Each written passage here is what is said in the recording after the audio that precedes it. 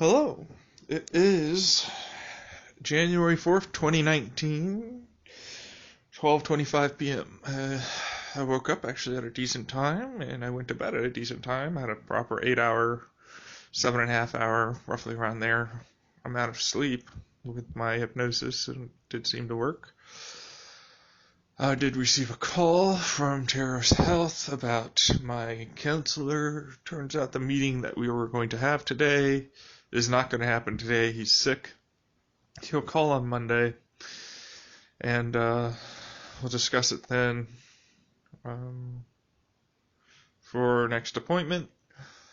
I'm not entirely certain that I would like to go to Terrace Health all the way over in Stapley just to schedule an appointment. More than likely they're going to turn me away, but I kind of need to get out of this house and do something, so I think I'm still going to try and do that soon here, probably around 1:30. Shouldn't be too difficult.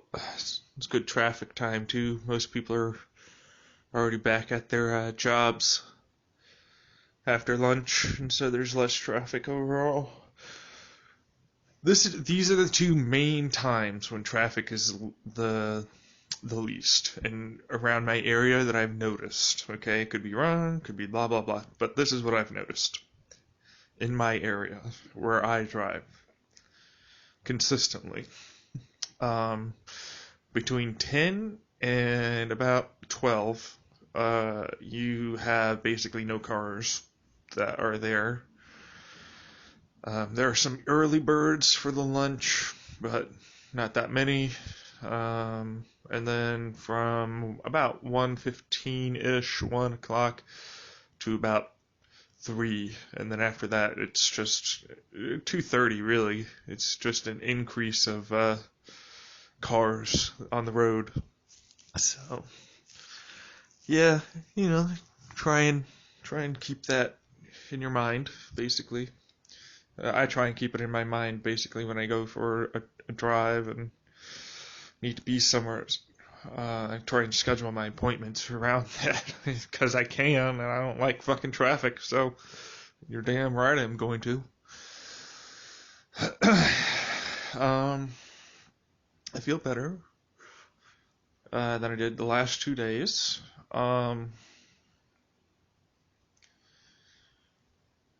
Yeah, I don't really quite know really what to do other than get some basic stuff done. I could go to Fry's, look around, but I'm not going to be making smoothies anytime soon, significantly. So I don't know. Don't really see much of a reason to go to a Fry's and get groceries, but there could be. I really would rather just go when I decide to make a smoothie. I know that sounds weird, but that way the quality of the material is as fresh as I can get it, and I feel less like I'm wasting stuff because, I basically use it immediately, and then the leftover material is on standby until it gets used again, and unfortunately for me, that can mean quite a bit of time.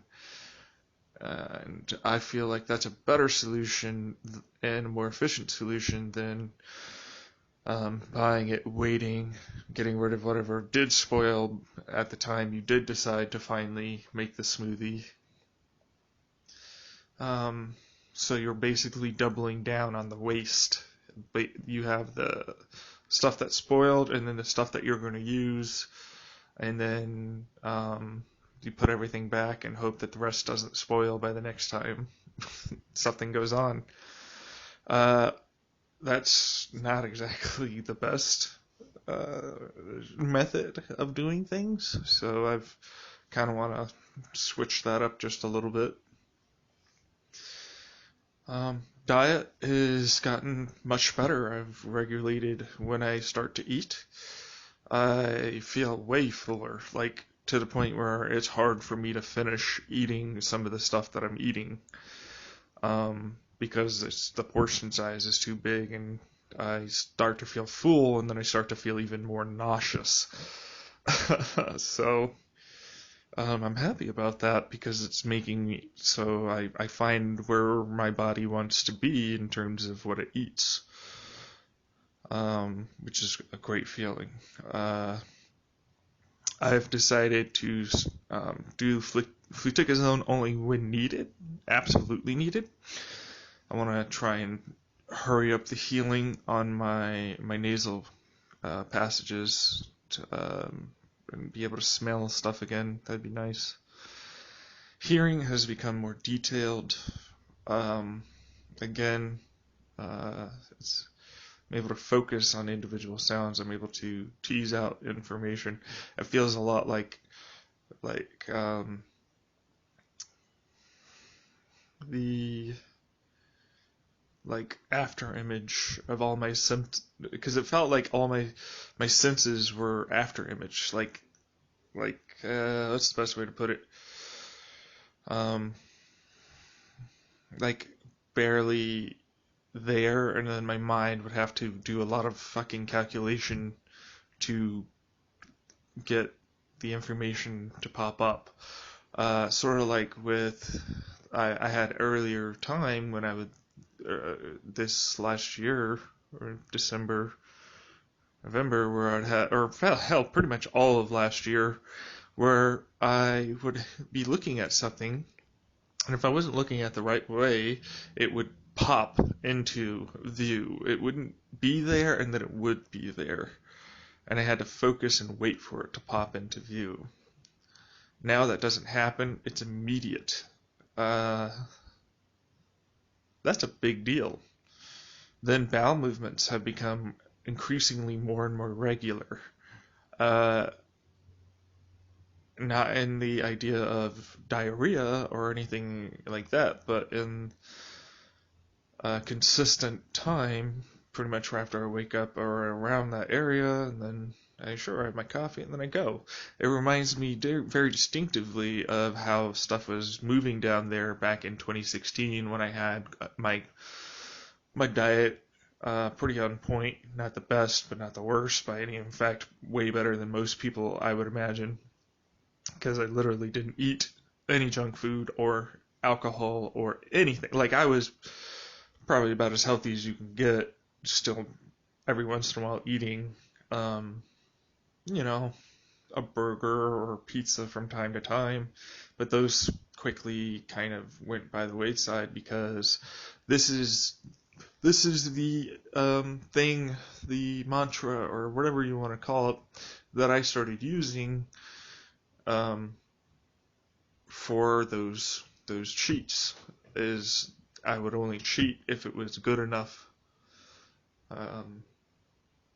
Let's put it this way. If I'm going to put something that I know that isn't the best for me, and it isn't gonna give me very much nutritional value and not really make me feel much better afterwards, then the experience during it had damn near better be worth it. Which means if I'm going to put junk food or something that isn't good for me in my body, it had better fucking be good.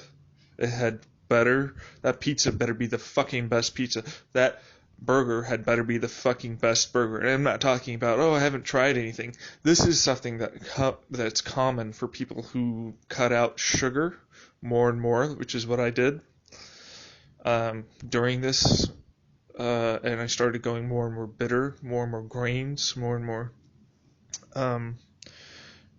more natural ways of getting the glucose that I needed from rice and whole grains and stuff like that, and very rarely some mangoes and of course I had mangoes, but it wasn't that often. But yeah, I didn't really get glucose from sugar, from any kind of junk food and or sugary drink or candy or any of that. It was all from healthy sources and not very much, mind you. Nothing like it is for me today or like it was last year. Now, the reason why I'm saying this is because there's an effect that gets uh, made as a result of cutting all that out. Your taste buds suddenly open up way more, way more. You can seriously taste shit. Like, and this is me when I still had thrush. I was still able to taste some, like, incredible stuff. Still, even with that shit all over my tongue, which I still kind of think that it might have, like, migrated for how long I had it into my throat and then down and further into my body. Either in my stomach or elsewhere, but I really don't know, and I don't even know what the actual fungus itself was. And anybody that goes, oh well, fungus could usually these specific genuses and blah blah blah. And I'm like, yeah, but what about this one? Did you take a sample? Did you know exactly what it was? Did you Anyways. It's just some things that, like, yes, commonality. These statistics say that it should be this, but the fact is that you don't know, and yes, there are still other possibilities. So, unfortunately, you still have to treat those other possibilities, however unlikely, just as likely as the common ones, because you simply don't know. Anybody that doesn't treat it that way is doing a disservice to themselves and whoever is going through whatever. In my opinion, I guess you don't treat for cancer immediately upon someone saying they have these issues or something like that, but it's not the point I'm really trying to say, and I'm pretty sure you know what I'm trying to say. If you don't, well, then I should explain it, but I just don't know how to right now. And I want to talk about other things instead of getting into a rant about blah, blah, doctors, blah, blah. So, let's see here. What was it that I was talking about before the whole doctor thing? Right. I was able to taste all these amazing things, and it changed my perspective about what's good food and what's bad food. Good food is, like, I still have that change in my mind to this day. Like, I'll eat shit food, because I'm hungry or something like that, but, I'm gonna start doing that less and less as time goes on here, and it's gonna annoy them more and more because it fucking pissed my mom and dad off so much. 2016 about not ordering food when going out with them because ultimately the restaurant is shit, not fresh, and the stuff that is low calorie tastes like ass. So didn't order anything outside of like water, and I just wanted to talk to them, and I had no problem with that. They didn't like that. I could give a fuck if I tried, but I didn't try, and I didn't give a fuck. So there you go. But they sure did. And so also I started trying to buy healthier ingredients because I started making my own food, smoothies or dishes on either a frying pan or baking or whatever it was. So yeah, I was doing that. And I was doing it well, and I lost a shit ton of weight because I was eating healthy, I was eating less than I was before, I was working out, doing basic wide body exercises in the beginning of 2016, squats, wall push-ups, lots of yoga, lots and lots of yoga. Yoga is key. Like, if you want to release your body, you're going to need to do yoga. There's no drug that's going to do it, and there's definitely no weight training program that's going to do it. You can get the strongest muscle relaxant in the world, but it's not going to change something that's, that's stuck. Now, granted, I also at the time was going to a chiropractor who was massage therapist over at the chiropractor. And so I was getting a lot of work done on my body while doing this mental health treatment for myself through meditation and cannabis, and continuing my therapist and counseling visits. Um, and so it was multiple things that helped. There's no one thing that did it all. There's no magical pill. It was a significant change that happened gradually over time, that I made for myself. It was not immediate, and honestly, the only thing I could say that helped facilitate it was the meditation and cannabis, because it made me realize how shit my body felt. It made me realize how, like, all these things that I was ignoring with my pain level, and these knots that I still have, and all this other stuff that's there and hurting, and I was working on. Not only was I working on it, not only was I able to do it properly, but it helped out. And of course, I do have to mention, I feel like I was contradictory to myself over something that happened to me, but I forgot what it was. Son of a bitch. I was pooping at the time, and I went, oh yeah, you know what? Now that I think about it, I should really update that, because there are two different separate events that occurred. Oh yes, it was my ego death. I did experience ego death once, but that was actually, I didn't know what it was. And then when I'm talking about stepping away from that ego death and stopping it all, that was after that first time it happened, because I wasn't really prepared for it, and I was extremely high in cannabis and meditating right before I went to bed, in the very area I'm in, basically the office. I was fading fast while doing this meditation. And, I don't know, I got to the point where,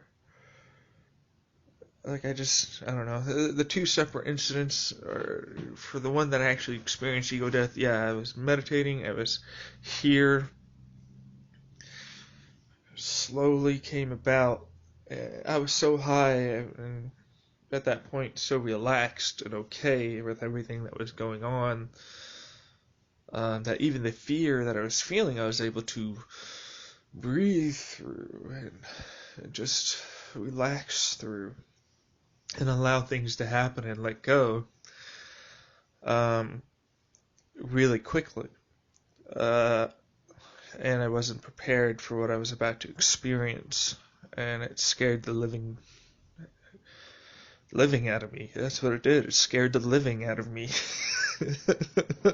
You know what I mean? Like, I became a ghost after that for a little bit, and picking up pieces of myself. Luckily, I had all the time in the world to do so. It wasn't too difficult. And it didn't happen necessarily once or twice. It was sort of like I finished meditation and I was still experiencing it, and then I went into my room to sleep and continued that meditation, and was continuing to experience going through what I was there, that was there, going through what was I could feel and see in my mind's eye, what was beyond. And it terrified me. It was terrifying. It pulls into question your entire reality. Fabric and nature become the fabric of reality, and nature becomes so just absent.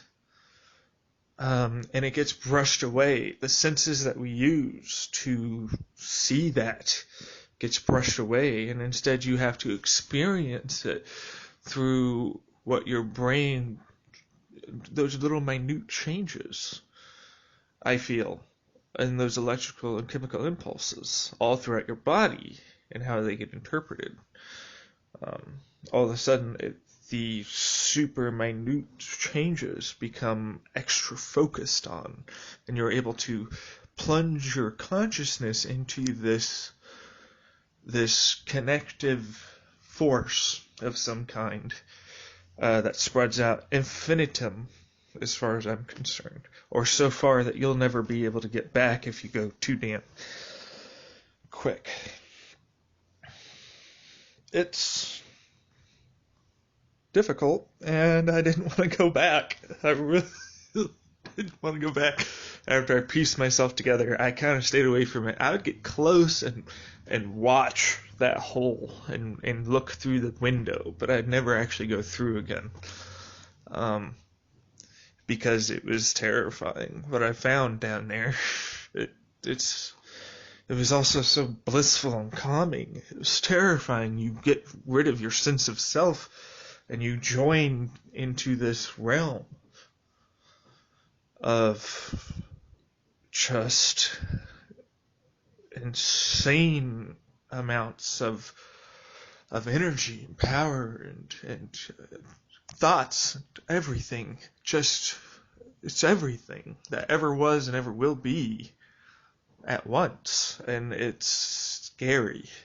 So yeah, I felt that, and then I didn't really want to do much, but I hung out around the entrance for so long. I think things started to notice come through for me. My entrance to that realm has never really fully closed, even after all my issues that have occurred. I still have that pier hole to look through. So yeah, it's still there. And I can't really access it the way I used to. It's going to be a lot of meditation, a lot of finding it again. And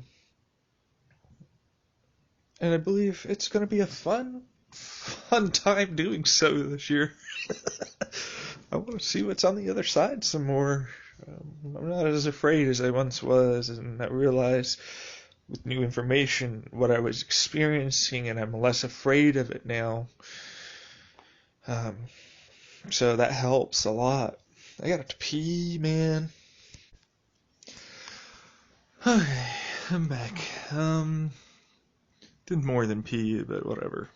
I don't really remember what I was talking about, but I relayed the information of my counselor being sick today, and he'll call me on Monday.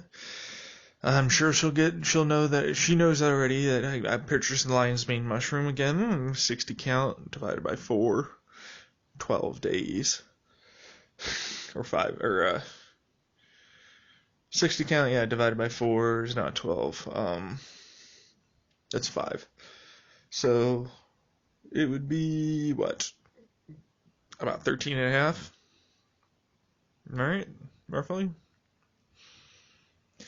Let me see here. 14 times 4 is 48. No? 12, 62. So yeah. 13 and a half days. Which is not a lot, and is probably going to annoy her.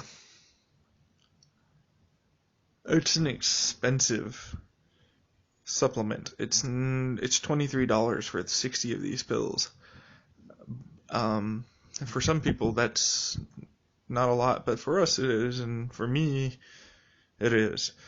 It works, so I don't have a problem paying, or by that I mean I don't have a problem asking specifically for that one. I don't feel guilty about it. I would if it was something that didn't seem to work, and it wasn't the right thing, and I continued buying it, which I have done in the past, expecting, because sometimes it does take time for it to start to take effect. Even with me, it can sometimes take up to a month and a half before you see results. However, I believe that those might be because certain brands just aren't giving you any of what you pay for. So, but this is, I feel, and it's not. I feel like it's not very placebic. I don't feel like anything's coming and going and then coming and going, like, it gets slightly better and then it goes away. Like, that's placebic for nerves. Like, I feel a little something. I feel a little better, and I have, like, a couple of things that are working that I didn't feel before, and then it goes away.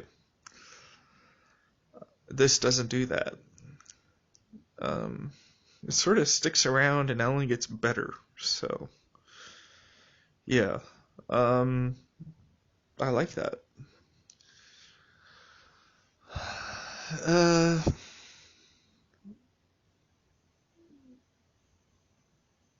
Got a meeting set up with one of my friends, my only friend, really. Because I kind of dropped the other two for various reasons, personal reasons. It's not like they did anything particularly wrong. It's just like, don't want to be friends with you. It'd be great to be acquaintances, I guess, but and have some lighthearted talk every once in a while. But that's about it. And even then, I don't really want to think or see you that often. So, in fact, let's put it this way. If you have a friend, but you got rid of that friend from your life, and they would literally not affect it in any way, shape, or form if they were no longer there, is that a friend? Or is that just someone that you stick around with because of habit? Don't feel socially obligated to keep people around that ultimately don't need to be kept around. I'm not even talking about mental health. It's when it comes down to them hurting you or any of that. I'm talking about just a regular ass person. Just a regular ass person still takes up your time, effort, energy, mental status to talk and to listen and to everything that involves being a person back to the other individual. So, yeah, there's costs even associated to people that are just there. Do not be afraid to say, oh, this cost isn't worth the reward of this. And their feelings don't fucking matter, honestly. It's up to you and your life moving forward with this decision. Their feelings in this decision mean nothing as far as you're concerned, and they shouldn't ever mean anything. It sucks that you might feel bad about it, but like, it's not about you, it's about me. And that kind of reminds me of what I saw on Reddit, a post on Reddit where a person tripped and the husband just wanted to go back to the ex-wife. And she took it remarkably well, although she did feel like shit, I bet, and used, is what she said. I don't know about the shit part, but she definitely said that she posted that she felt a little used. But she also said that he was happy for him and wished him the best for his future. And I thought that was remarkable. Stuff like that would not happen in my house. There would be many fights, many things said that you could never take back. And I feel like people start to release that because they feel like they have to hold in these angers and resentments and all this other stuff, and then when they finally realize that, oh, this person isn't going to be in my life anymore, or then those angers and resentments spew forth that you were holding down, like a pressure release valve. And unfortunately, if one party has it, it's usually both. And so those are the messy breakups. Those are the shitty shitty times sometimes,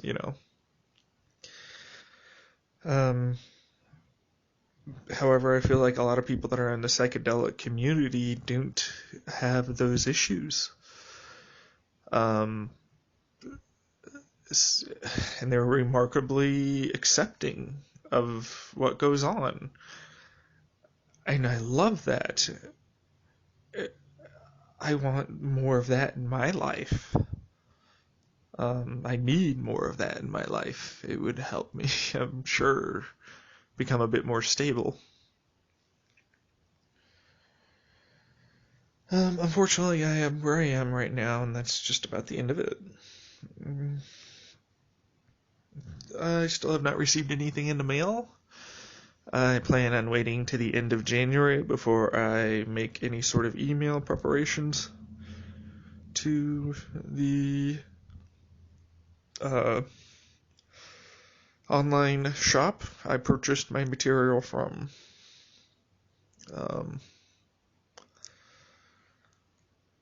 It's stressful because I spent money and I don't want to lose that money.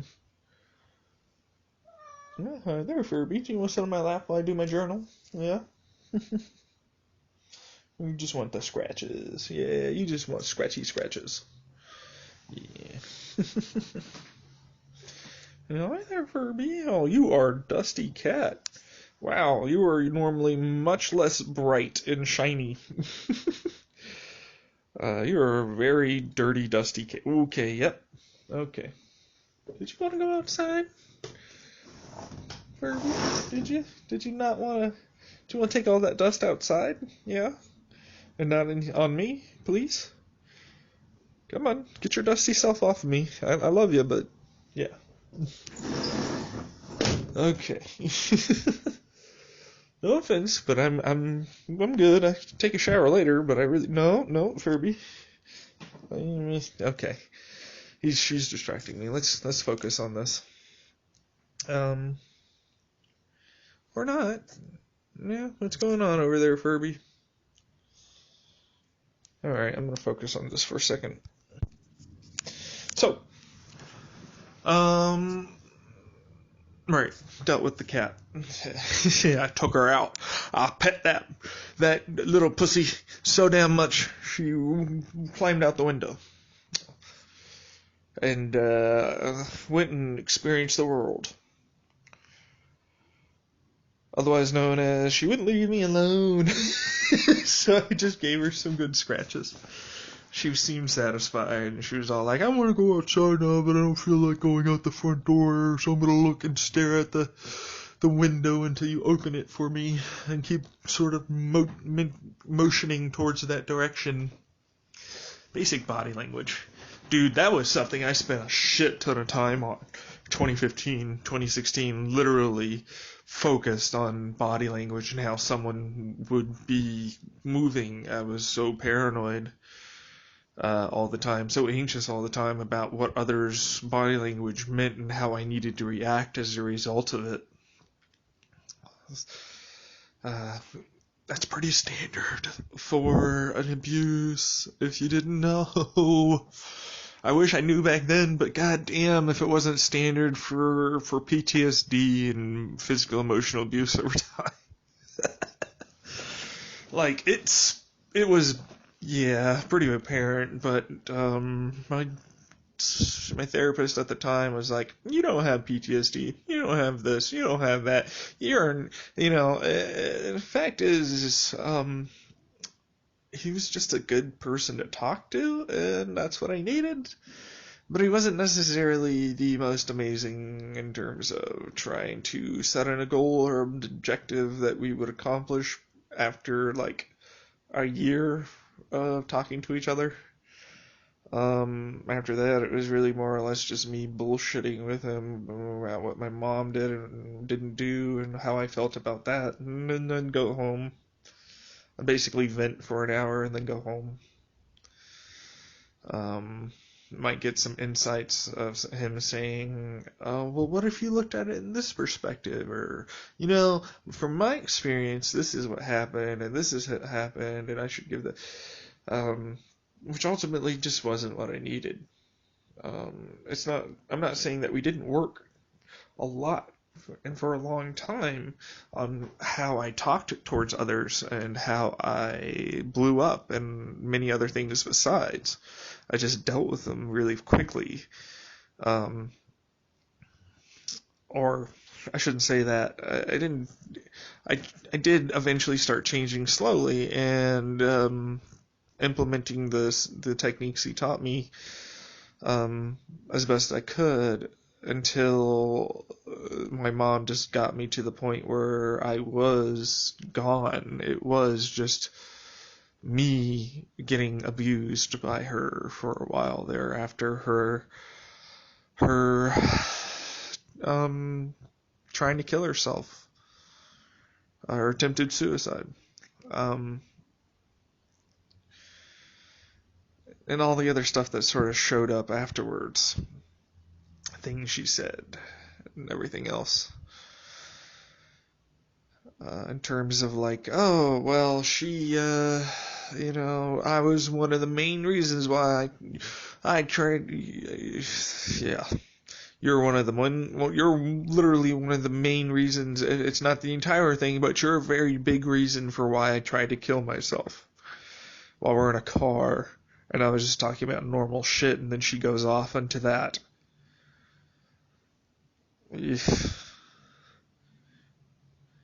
Anyways, yeah, so I worked hard on myself because I realized that I wasn't going to get anybody else to do it, and I realized I was in a shitty situation. I don't know what made me realize it finally, but I just realized that my mom, I didn't appreciate anything that she was doing to me, for me, or anything. Because it was always marked with abuse. It was always marked with stipulation, deals, her way of doing anything. It just was incorrect for me.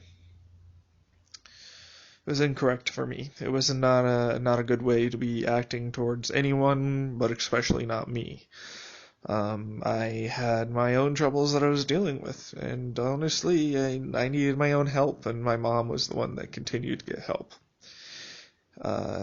So, yes. But yeah, I worked hard, and I tried my damnedest. I eventually started having less and less trouble with my paranoid anxiety about needing to know where people were, what if they were looking at me, and what they might be holding, or how they might be acting, and how I needed to act about that, and just all these little individual things that I never realized until later on with introspection and meditation and cannabis that I was doing, and having had it done to me.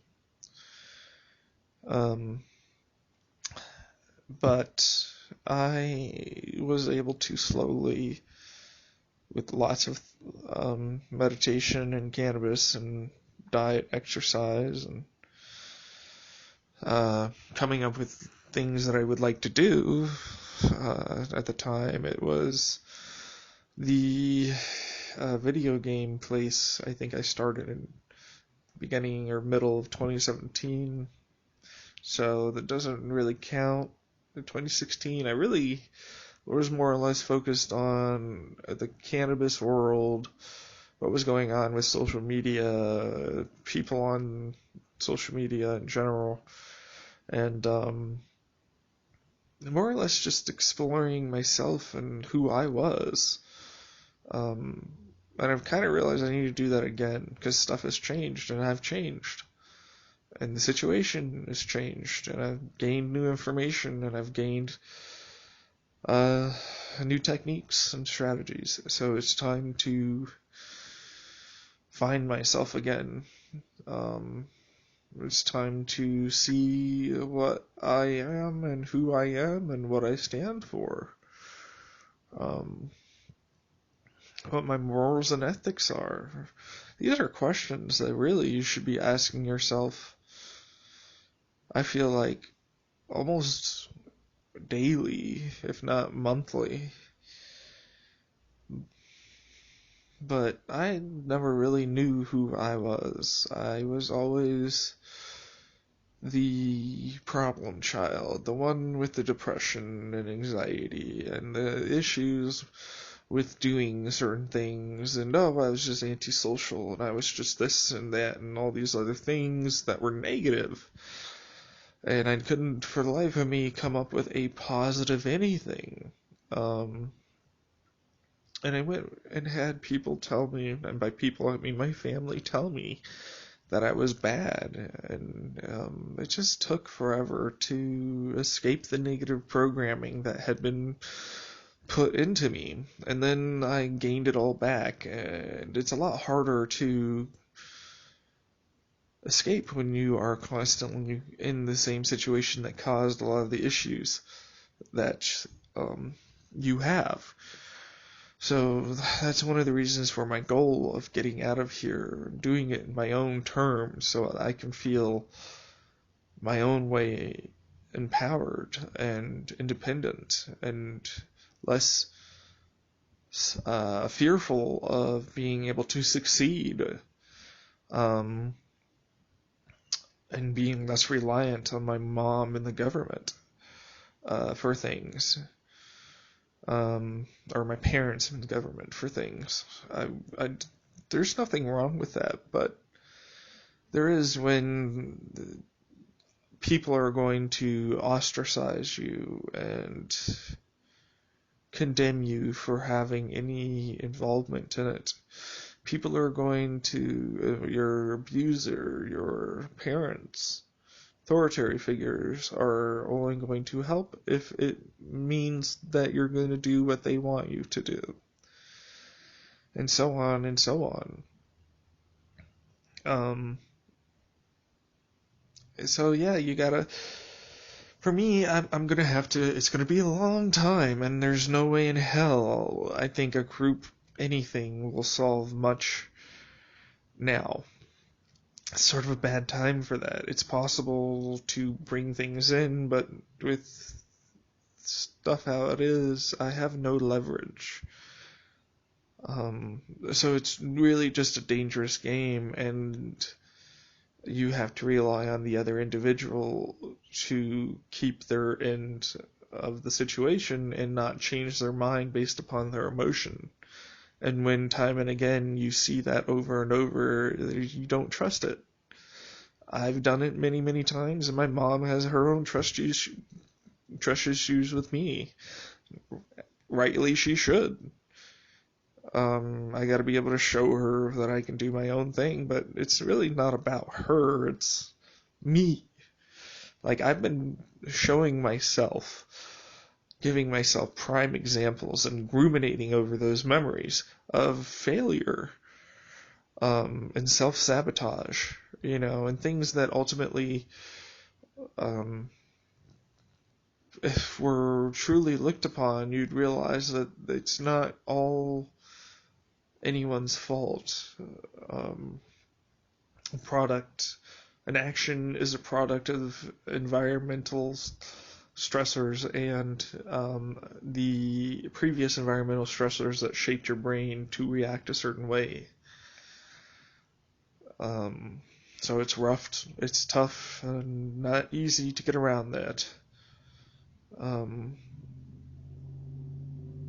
And the worse the situation is, the easier it is to do worse things to justify it. So, yeah, it's difficult. It's difficult. I want to say that I want to get better with my mom, but right now I really don't. I don't want to. open up to her or have anything I'd change outside of what is currently going on. I need to change before I can be ready to handle the inevitable pitfalls that are going to happen. And as it stands, I can't. What made me realize that was my issue with my whole cannabis concoction experiment. And I realized that, yeah, I still explode. And stop thinking. And so I need to work heavily on that. I need to work heavily on getting unstuck. I thought it was procrastination, but I feel like I have a keystone somewhere that is damming up my motivation and everything else involving doing the things that I know is both good and healthy for me, but what I want to do. Because I'm afraid of what the other people around me are going to do as a result of me getting better. Because if I'm not getting better in their way, and if I'm not getting better the way they want me to, and if I'm not getting better and conforming to their perception of how I should act and be, then it's not good. When in reality, the individual it's up to the individual how they act for coping and dealing with life. Everybody's unique, and any parent or any friend or anybody that doesn't really get that is wrong. Quite frankly, they are just simply wrong. They don't know any better because they've been taught that, and therefore they believe it to be right, and they have examples of other people saying similar things, and therefore they're right.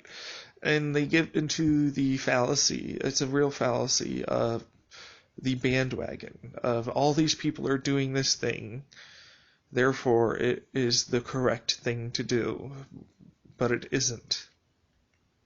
Or say or think or whatever the case is. And luckily, scientists have gone through multiple stages of change in terms of their way of thinking towards either problems or how problems have changed their way of they view reality around them. And therefore, I think they have a healthy skepticism of the people and authoritarian figures around them, and how they say things and what they say. Instead of taking it blindly, they think critically about what it is. And that's dangerous to people at the top, because as soon as you get someone that has a brain and someone that can freely think for themselves without the need for others telling them what to do, it sets a precedent that they can't control you anymore. And that's a terrifying thought.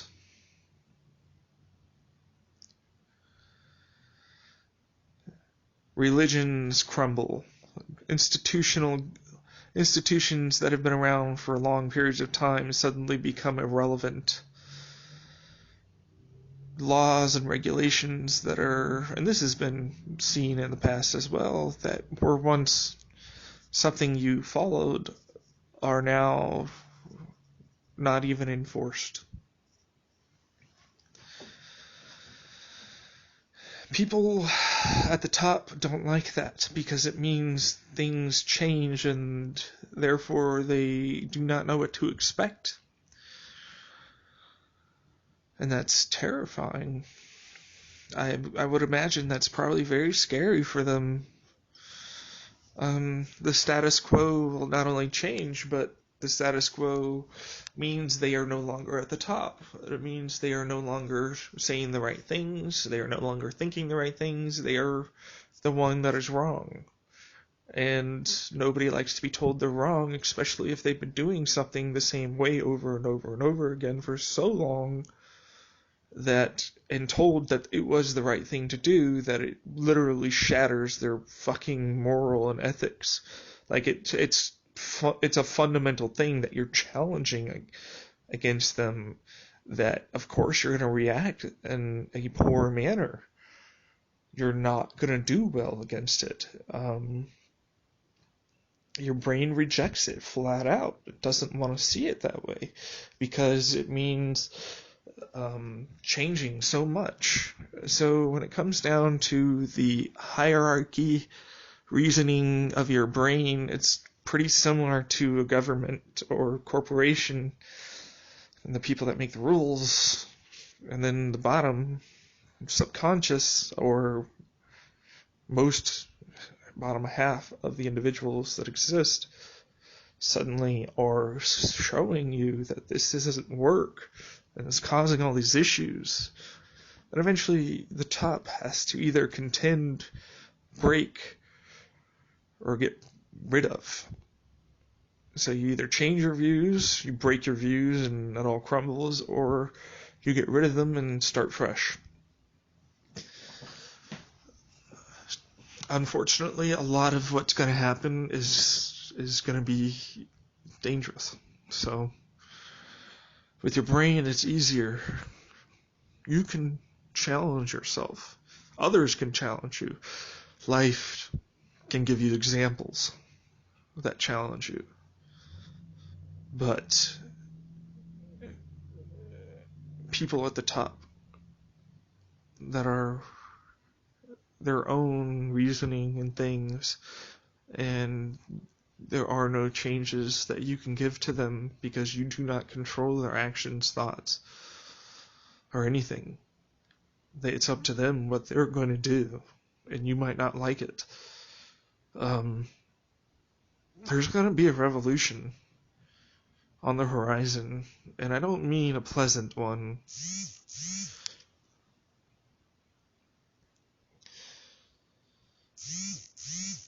Yeah. I'm not a very visual getting stuff done. Seeing shit, them praise my mom, and she used to show them like all these things that she's doing. I just don't have that in me. I don't like showing anybody anything, especially not my fucking family. It can be used against me. It's almost like a court of law, public opinion. But unlike, it's actually, it's basically the two. There's serious consequences of both. I don't want to get involved. So, there are many, many things that I kind of wish I could change moving forward about the situation I'm in, so that way I'd feel more comfortable. But life is life, and I just have to work on what I can and can't change. Now, there are a lot of things that are going to slip through that I just don't notice or think about or try because I either don't know or literally didn't even think about. Your brain's only so good and you're only so good, so I'm going to do what I can and then start to look more and more into specified things, if that makes sense. Like, do what I can to increase like my overall mental health and well-being physically as well, and continue that forward, and then start to look into more coping mechanisms and more things that I can do to basically allow myself to move forward. Because right now I'm healing the mind, I'm healing the body and the spirit, and that needs to get healed before you can really change, and be accepting of change and welcoming of change into your life. They need to be open to it in the first place to even start getting healed. So, yes, your mental health is like an addiction. Your bad mental health is you, and you're addicted to the behaviors that you have that are attached to those negative things in your life. But that isn't to say that you can't change that, and it isn't to say that eventually you will feel you hit your rock bottom and you want to change, but you don't know where to go.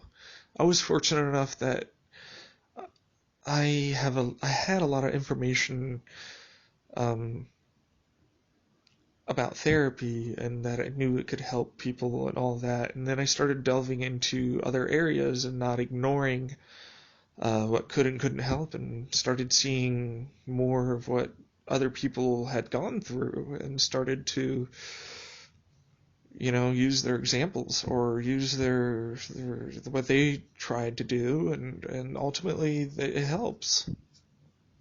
Having peers that are around that you can that ultimately you think is relevant or worthwhile to consider um, putting effort and energy into, because you got to realize that people that are this far back and off have a lack of ability to give and put energy into things.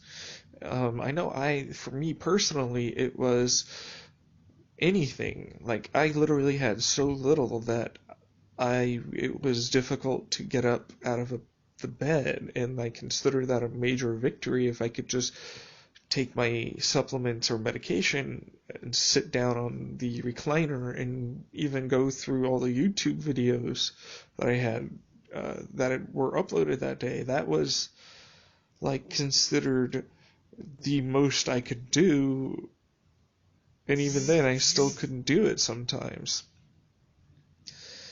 And it doesn't seem like a lot. And you're probably assuming, oh, he probably also brushed his teeth and took showers and ate properly and all that stuff, and that's just not the case either. Like, that goes by the wayside. Literally, what I just told you is what happened. Like, as little as possible was accomplished, practically, and you get addicted to that because the energy, if you feel this energy, it's nice, and all of a sudden you feel okay just to do your normal stuff. But then you can get lured into the habit of, oh, well, I feel good, and then I'll just wait until I feel bad, and I won't use that. I'll just let myself feel good for right now. Yes, there's no problem with that, but there is an issue when it comes down to continuously doing that. Um,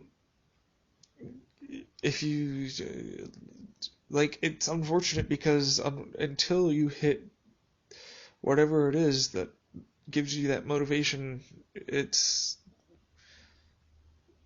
almost infinitely more difficult to have someone help themselves to get better. Because there is nothing the outside world can do. There is no magical medication. There is no magical therapy. There is no anything. Like, and even then, like, the therapies and medications may not work for you as per standard, but you're going to need to go through them, because you would never recommend end-stage treatment to someone that doesn't even have, that hasn't even tried to start. That's not probably the best way to put it. Because if I had cancer, I'd be like, load my ass up and do as much as possible to kill it. Be as aggressive as possible. And if it still isn't working, then it's the Wilson problem. Like, I'm not gonna fuck around with cancer. Do as much as possible and be as aggressive as possible, so that way I know what my chances really are here, and not some bullshit about, like, oh, well, we could do this, or oh, we could do that. I want to know if this tumor or cancer or whatever it is gonna go away. Okay, I want to know that I'm getting proper effect. If I don't, and I see no change, and I see nothing good, then there's no reason for me to continue doing something that will ultimately make me feel worse and have a shittier time for a few days or weeks. or even months if I'm lucky, in agony and defeat and torturing those loved ones around me. No, fuck that. I'd rather fucking do as much as I can, and if it turns out it's not going to do anything, then screw it. You're not taking my money. I'm going to fucking take all the damn money I possibly can and save whatever I can for those that are, if I was a father or a mother or, something like that, for the people that I leave behind in this world. But not after having my own damn fun and bucket list go down, like, you get what's left over. You might not like that, but that's what you're getting. Okay, I deserve to be able to experience joy as the last remnants of my life. Anyways, where is I going with that? Right, you wouldn't suggest what I'm doing to an individual that's just starting out to help themselves. I would never recommend it.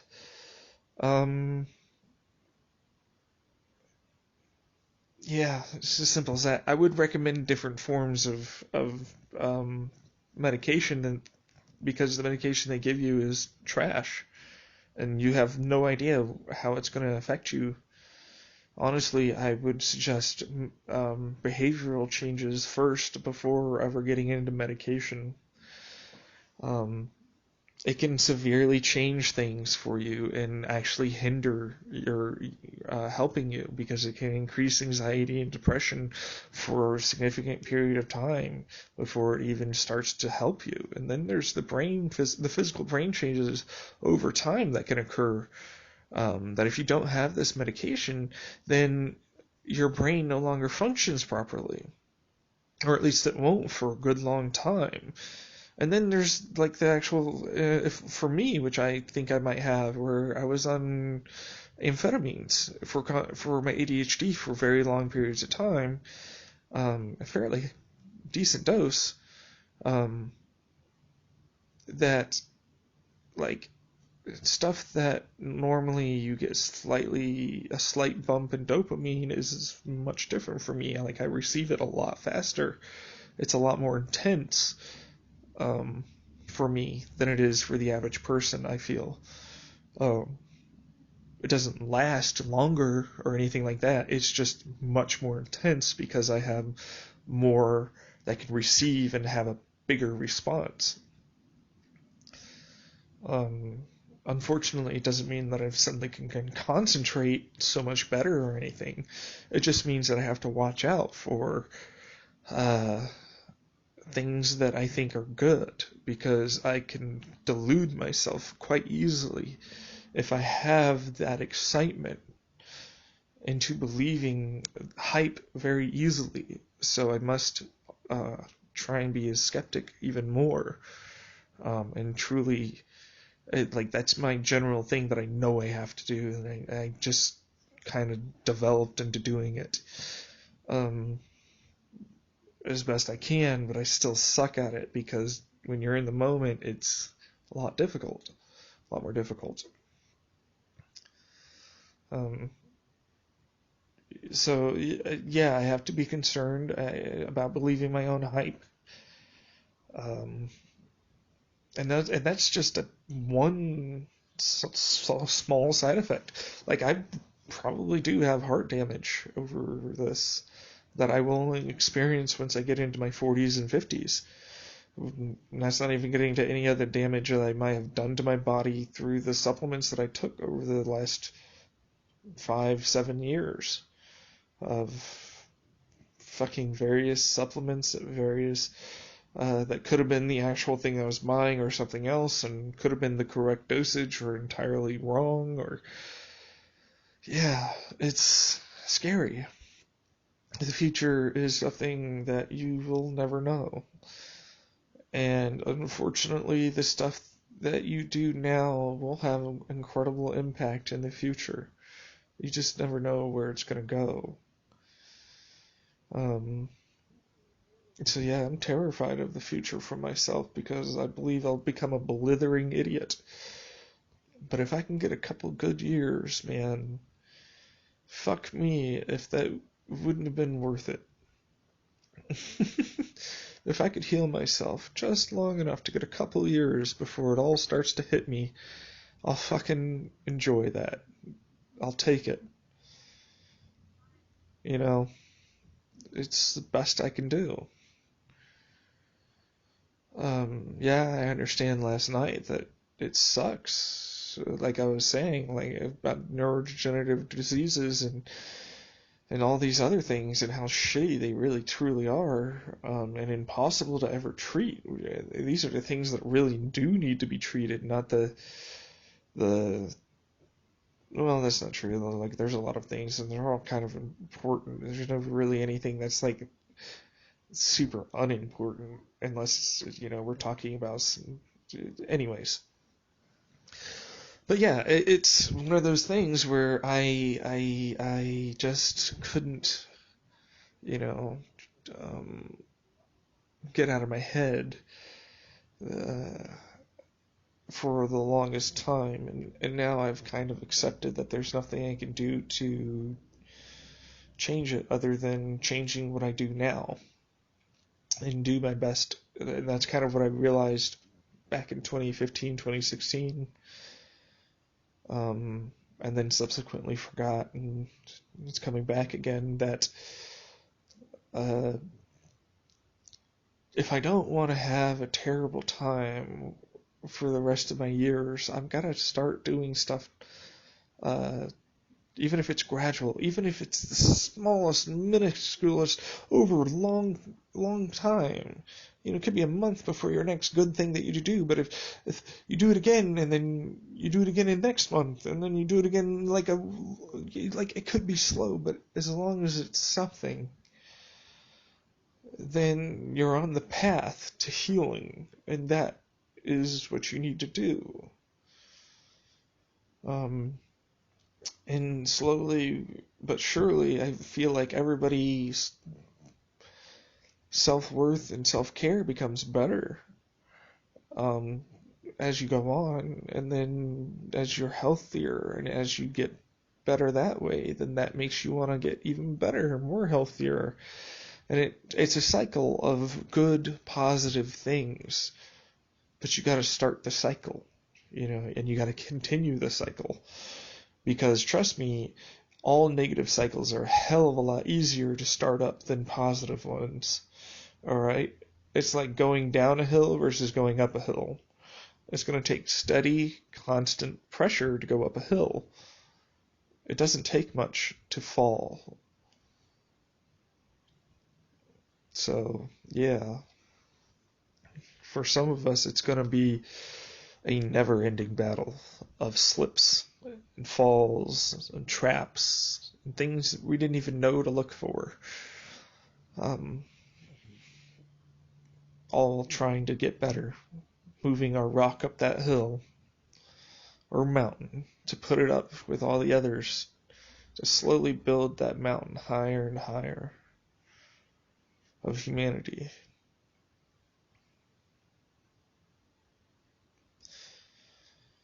But you'll never, this is something that I'll tell anybody, regardless if you're literally a person that has never experienced any mental problems in your life, to, on the other flip side, an extreme of the bell curve, where all you had is experienced those issues. You will always need to constantly be fighting for your mental health in a world like ours. Others aren't going to do it, and the world's set up to spike your face in, basically. And so it's dangerous. It's never ending, and if you're lucky enough to find the people that can help in your life, keep them around. They're rare. Don't try your best not to push away the help. Understand that people will try for a while, but eventually they're not gonna continue doing something that is ultimately detrimental to themselves, and nor should they. No one should. No one should put themselves through mental stresses trying to fix somebody when it is up to them to fix themselves. To go through the process, to take the time, the energy, and effort.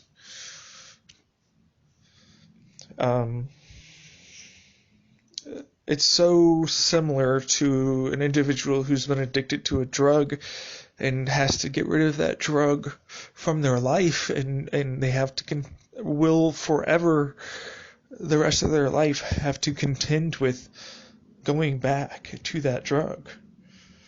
That is what major depression, anxiety, and PTSD is like for some of us, or at least for me.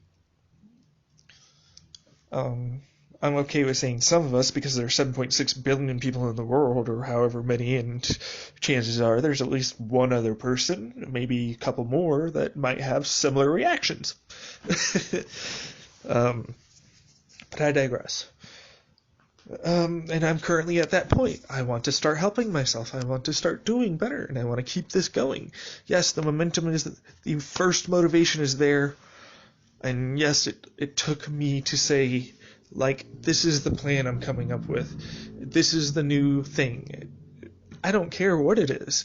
It could be a new diet change. It could be, this is the headset that I want to get, and I need to do all these things to get it. It doesn't fucking matter. Find your motivation and use it to the best of your ability, and as you're using it, find more. Find other things to motivate you. Find more things to grow with and continue to do better. Because if you don't, you will slip back and you will go back to that bad place. And nobody wants that. Alright, I have to pee.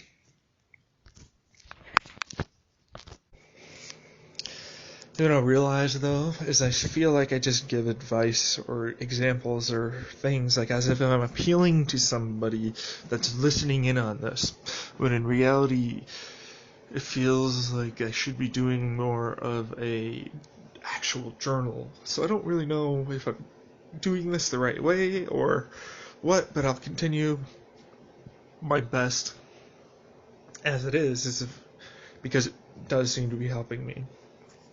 And it does seem to help me reframe my thoughts and actions and try and look at it in an objective way as to why I might have been doing something or why they might have been doing something.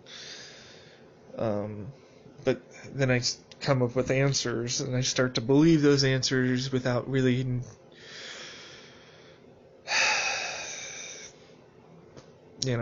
quite frankly, an answer isn't really real. There is no such thing as an answer. I know people like that, 2 + 2 = 4, but when you talk about infinitum, it doesn't. Because 4 isn't even a thing. It's just another part of the infinite. And so answers that I'm coming up with are also extremely biased, limited in terms of their information that I use to be able to make an informed decision as to what I believe occurs. So I'm trying to take a lot of what I say with a grain of salt and keep an open mind as best I can. But it's difficult, very difficult. It's something that I keep an open mind with some things, but I'm very closed off with others, and I feel like some of those things I don't want to ever open up with. I never want to be like, you know what, babies basically own holes. Yeah, no, I'm never gonna fucking want to open up to any of that shit. And anybody that thinks that that's something that you should do is, well, quite frankly, insane and needs help, as far as I'm concerned. But I also have to be practical and say that technically, no, I can't even do it. Nope. Nope, nope, nope, nope, nope, nope. I'm refusing. Just not even. I just don't want to. Like, and that's closed offness. That's doesn't even matter what that person or thing or whatever information is there says. It's just going to be not taken into account. You just simply won't change their mind. Because it's fundamental to them, and the only way for it to change is with significant changes in themselves.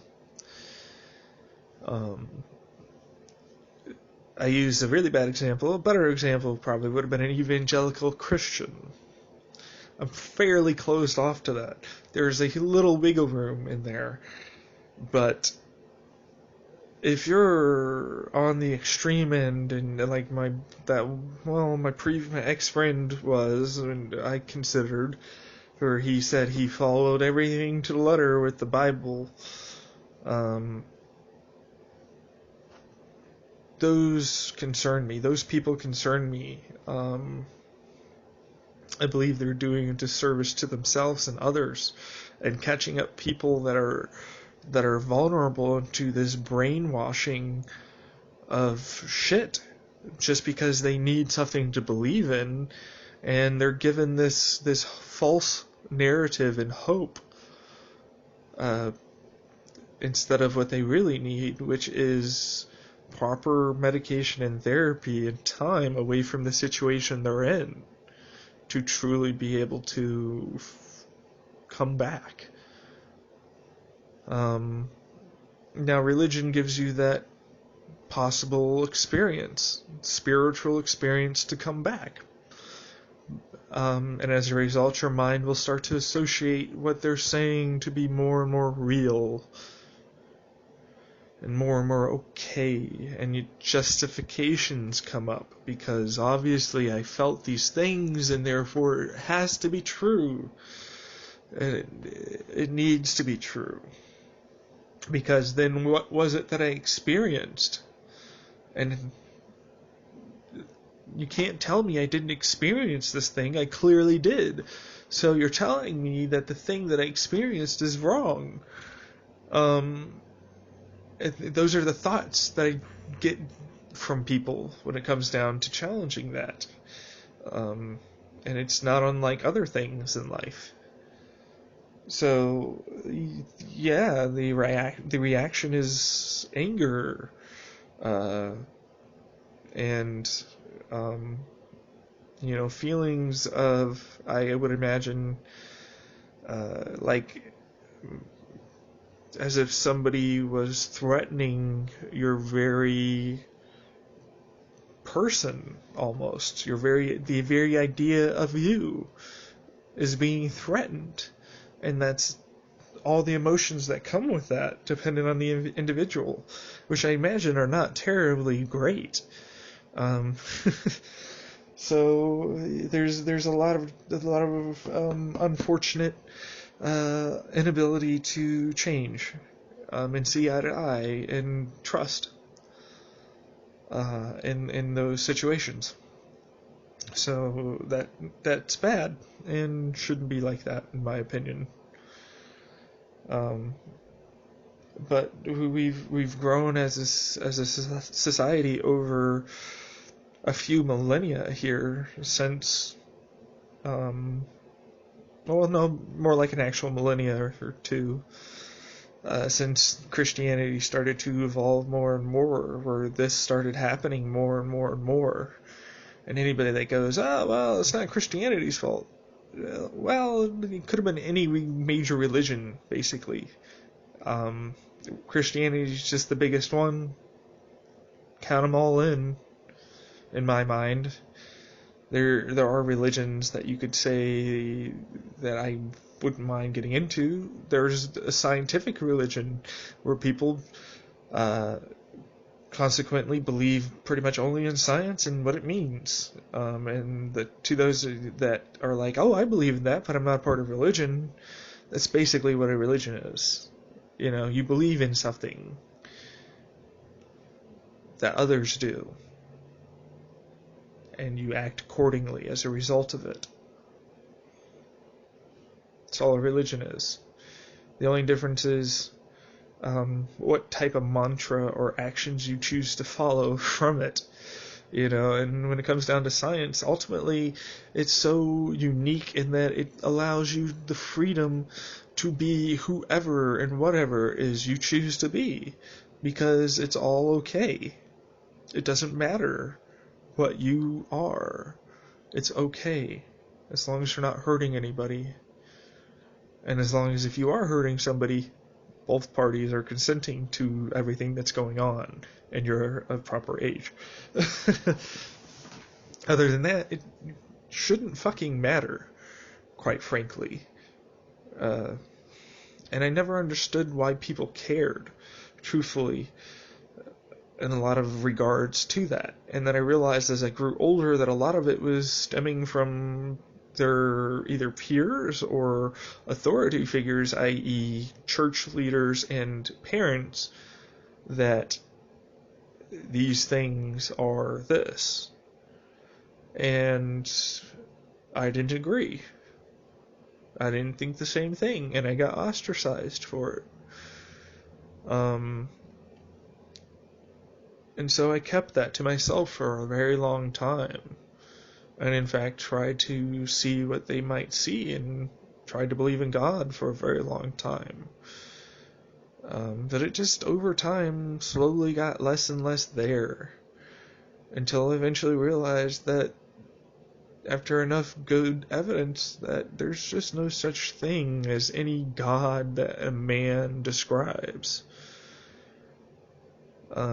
Especially recently with my experiences into transcendental meditation and going to the other side.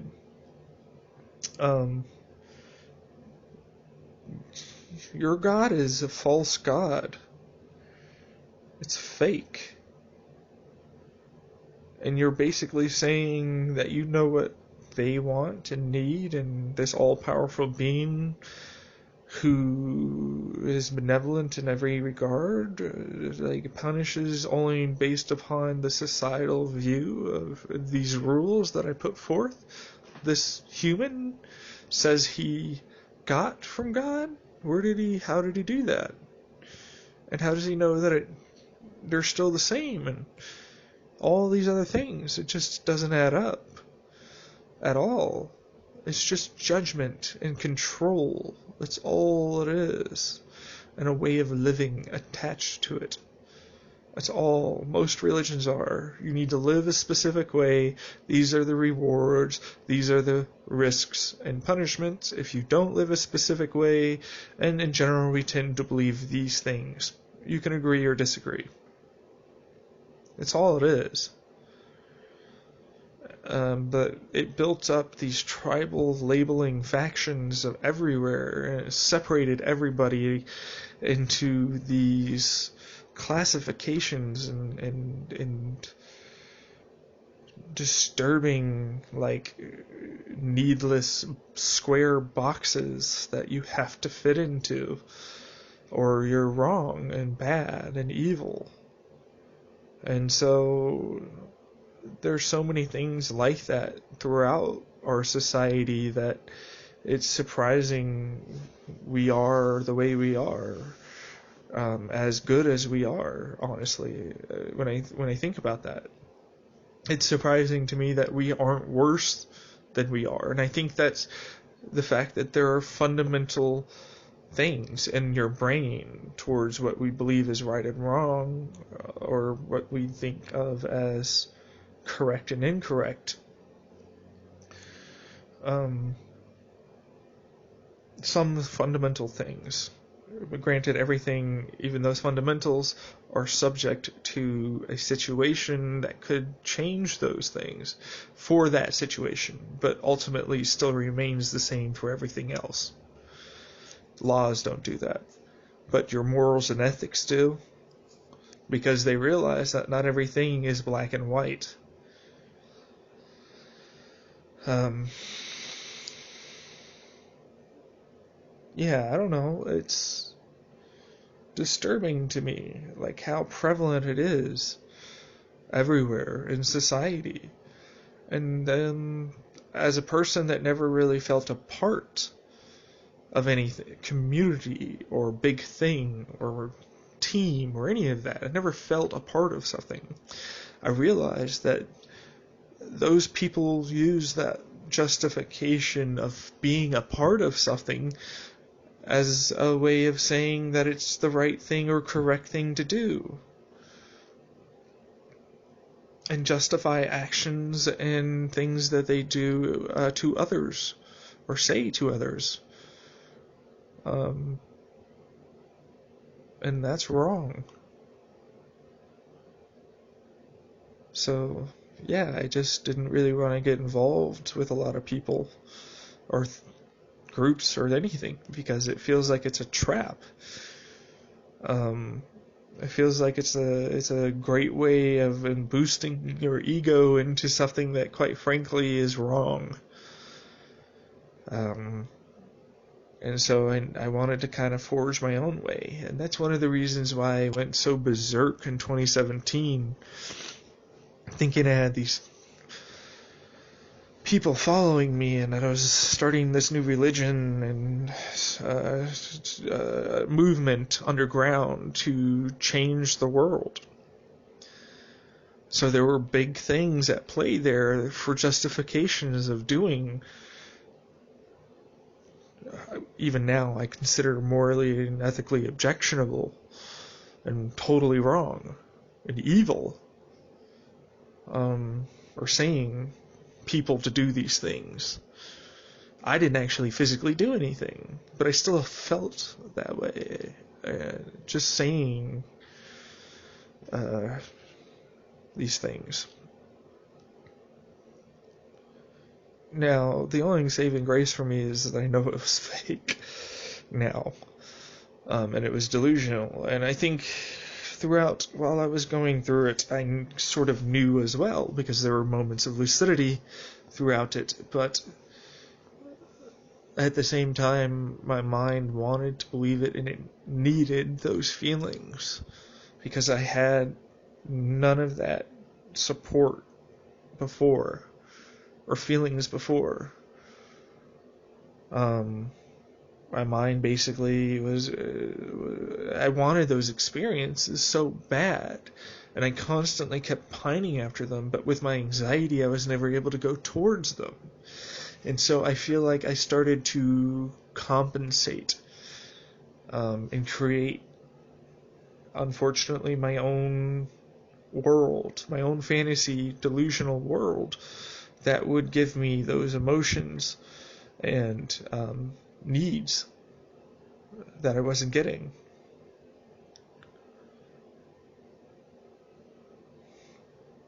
And so, yeah, like my goal for 2019, 2020 is to sort of find things that give me those needs, so I don't have to pretend to get them.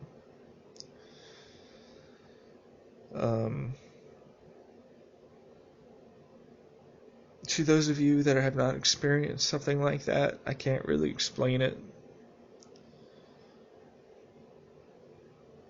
I just can't. But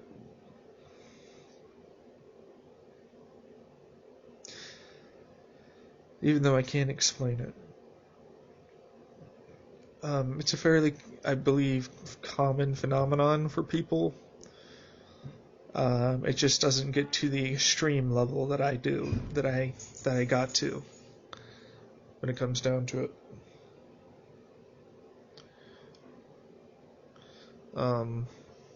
As unfortunate as it might have been for me, it ultimately made me realize how little help and support I really had in the environment that I'm in. Even now, like last 2018, not placing blame, but somebody should have said something, sat me down,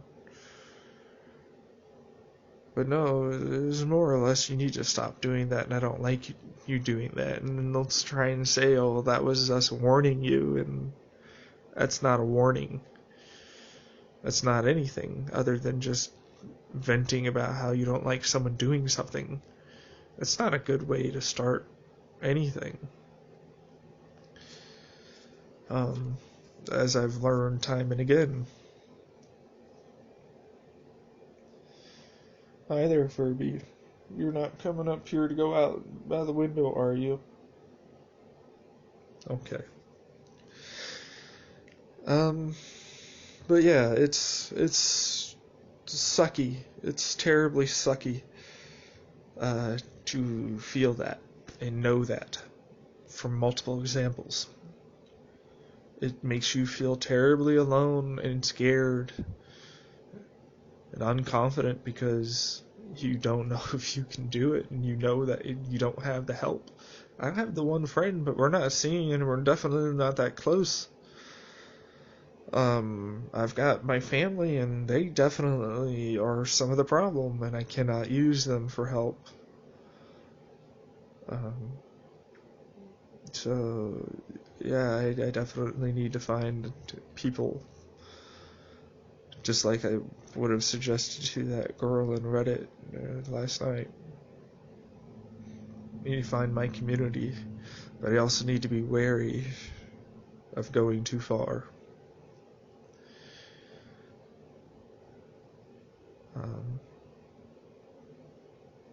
I feel like I can change the world with the right help.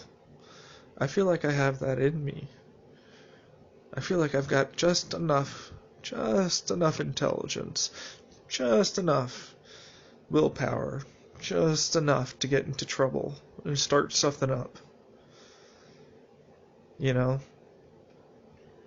And if I can get enough people behind me and start something, my man, am I gonna do it. Because the world needs stuff started.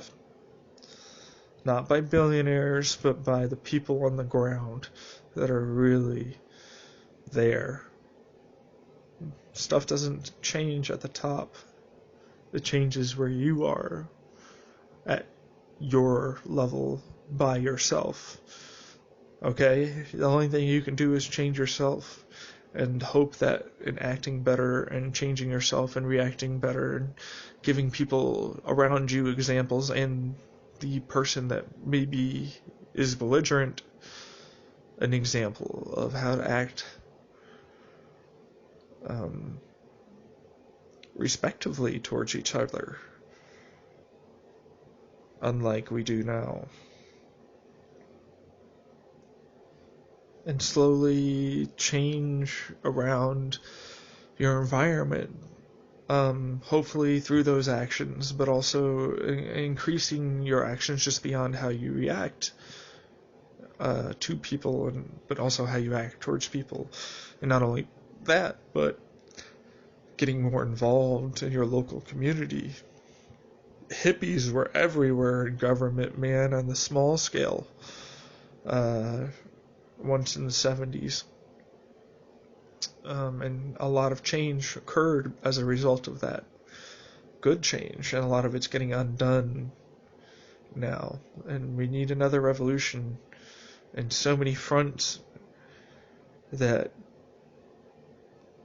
honestly it's not going to happen unless the economy tanks so significantly that we do have all those people out on the street, all those individuals that are upset to, spend that energy, that frustration, and everything else that's being released into a constructive manner that could truly help the world. Give them a purpose. Give them examples. Give them the truth. And open up their minds and eyes, hopefully, to the destruction that is being caused. And I don't mean the physical destruction of climate change or that. I mean the destruction of the human psyche as a whole that is going on. The full frontal assault on so many sides that it's no wonder we have the problems that we do. Anyways, I gotta pause this and I'll come back to it later. I want to actually watch a few things maybe relax. Anyways, yep, you didn't pause.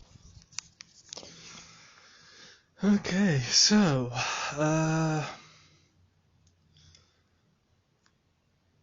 let's see here. I decided to get up, go to Goodwill after getting some of my chores done. I still can't completely finish my laundry because there's stuff in the dryer and there's nowhere to put it. So, and I'm not going to be rude and just dump it on someone's bed. I'll ask them nicely when they come in, see if they can't get that done so I can get mine done. But yeah, went to Fry's, got a couple groceries, but I didn't buy the stuff I was gonna need for like a smoothie or anything. Um, just got some basic things I might want to try, like some roasted cashews, some yogurt, some milk, some of this orange chocolate, dark chocolate, and that's it. Not much. I mostly just spent my time wandering around and looking at things. I had to get out of this house. It was getting annoying. I think I might look up a place to go to for hiking soon. Um, Pal around maybe this weekend. My parents are not gonna do anything with me anyways, and I'm ultimately by myself, so still haven't received my material in the mail yet. The tracking that I had basically stops at U.S. Customs, and after that, it's up in the air where it goes. So, I'm just waiting now. Could be any time, could be never. Uh, Generally, I'm gonna wait till the end of next week. Um, Maybe the end of the week after next, and maybe email if I don't receive it by then. Um, oh, and I never got a call back from Patrick. He was supposed to call me back today. I just realized that. I should have called him because I knew he wasn't. The dude is like all over the place and genuinely is a nice person, but doesn't feel like he wants to put in any effort to help me. I don't know about his other clients. My guess is they're probably more needing of his attention. So in reality, I don't really see it as a problem. He has other people that he has to manage, and they're probably far worse off than I am, and so it's not a big deal. Um, yeah, pretty much did everything I could this week, I guess, for a few things. I don't know. I mean, overall, it was fairly productive for the most part. Did order my lion's mane mushroom that will last for 13 and a half days.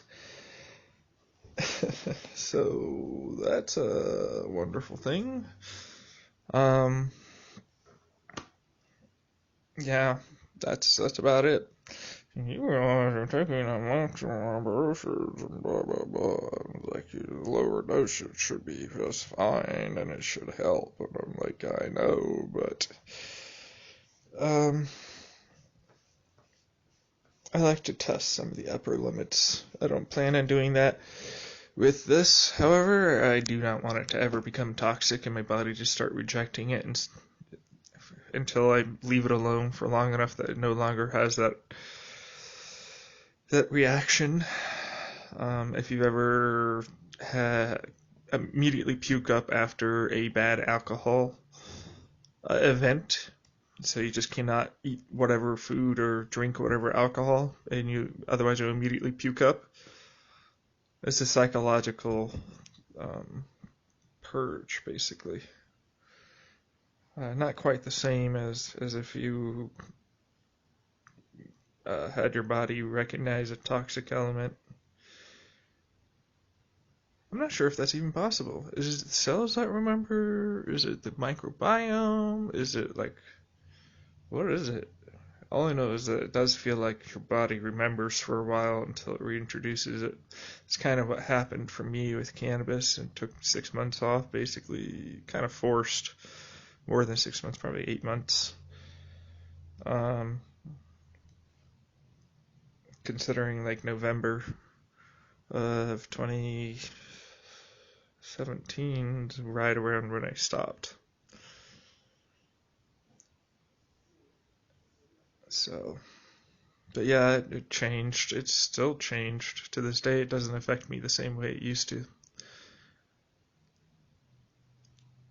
So,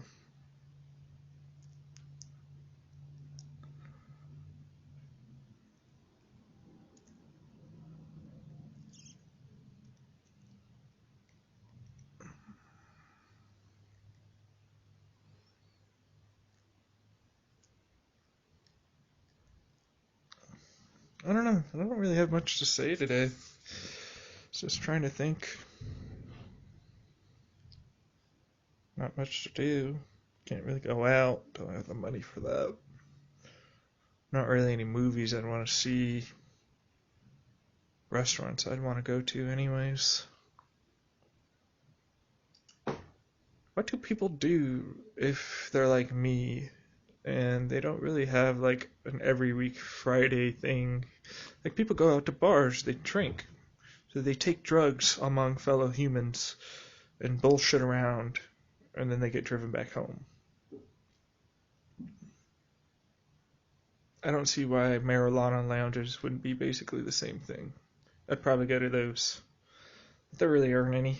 There's that one in Phoenix, but again, you gotta have money for that shit, so it's a no-go on that whole for row.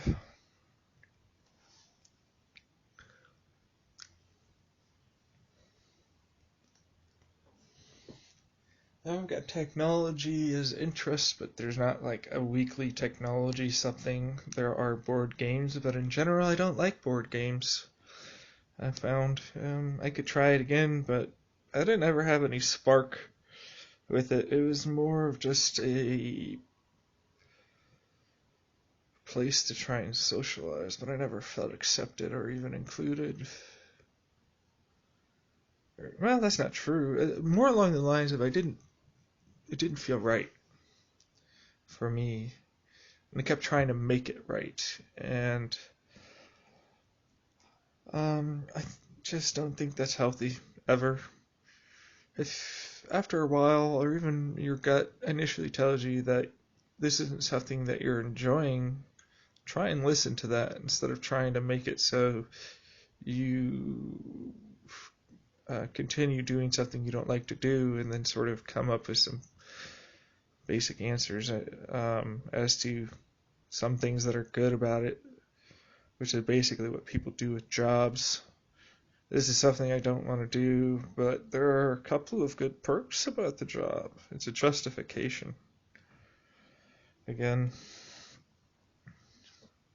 so many people are like that. Like people, I don't understand it. How would you ever have your kids want to have a job or want to have anything if all you're ever told throughout your life is it just gets worse as you grow older, and the only way to make it better is if you literally have to work so damn hard that it's basically borderline torturing yourself for your masters above you? What? What is this? And it's not enough money to really be able to make a decent living in where I live? What? And then it gets worse as it goes on until hopefully the company recognizes me and I'm lucky enough to make just enough money to put some away, unlike some people or the majority of Americans. You get where I'm going with this? Like, it's just, why would you ever, as a kid, want to do that? There were so many reasons for these teenagers to start looking at alternative or opportunities for employment, self-employment. It's no wonder. Why would they want to do the same thing that makes their parents miserable? I see these miserable people. I don't want to be miserable. So I'm not going to try and do that. So, yeah. Um, and the standard trope is, well, that's just the way it is, and that's the way it's always been done, so there's no way to change it now. And that's just fucking bullshit as far as I'm concerned. That is a weak-minded individual who has been beaten down and knows that they can't do anything to change it without a lot of help from a lot of other beaten down individuals who also, you know what I'm saying? Like, it's a class that's getting pushed and subjugated in so many ways. You know, the working class. I'm not talking about your CEO, your stock asshole, or your dividend, or your broker, or whatever. I'm not talking about money people. And even then, some of them don't make enough to really do anything if you look at it, and they're miserable too. So, yeah.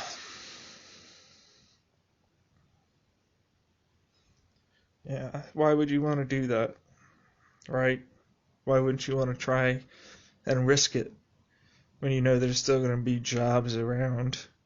And especially if you already have the credentials to put that risk forward, meaning you went through school and you have something to fall back on. Well, people can't always go to school to have something to fall back on. And if it's too late, then they're fucked. If they have no work experience, they're 33, they've been a YouTuber, they didn't make enough money, or somehow they lost it all due to whatever reason, and they're just trying to make a living after the fact, you're fucked. Like a live streamer that barely made anything and then their popularity waned and it just never picked up and they just couldn't sustain it anymore. You're fucked if you've been going on for too long. Like, the only way it works is if you made enough money and stashed away enough money to be able to invest and create something else that ultimately makes you money. Which is terrible when you think about it. But that's the entertainment world. And that's what they're being forced to do because they see it as a better alternative than being shackled to things that are ultimately terrible to their psyche. And they can recognize that. They feel better doing what they're doing, and even though they may have failed and it didn't work out, they still feel much better. But unfortunately, they're in a situation now where it's untenable, and there's going to be a further and further developing of this, of these people, men and women, that are going into the workforce after not having any real experience or very little, and they're now with these like real responsibilities that may have cropped up as a result, and most of what they can do is afford to, if they're lucky and the season's right and they're willing to hire them, get some minimum wage jobs to be able to somehow support themselves and try and continue doing what they love to do, which is admirable. But it also puts a huge toll on those individuals because they're under immense stress to make it happen. That's the path they chose, and I hope the best for them. But it isn't a path I want to choose for myself. No. No, it's not. But I'm also very well aware that I need to get a job. I need to basically have these things, and in general, it would be good for me to have the experience. That's really the only reason why. Job, experience is, and money. The three things. Money. To do things. It's a terrible situation that we've created for ourselves. Every step of the way is essentially a game of chance and skill, slight skill. Because it doesn't matter how much skill, it doesn't matter how much you are strong or intelligent or anything. That's not the way it works, unfortunately. So, and that's kind of the way it's always probably going to be to a degree. So, yeah. I do hope the best for everybody, most people, going forward in their endeavors. I always do, because I recognize like how difficult it really is to try. Like, you have condemnation from every angle, not just yourself, but people who tell you you're going to fail constantly.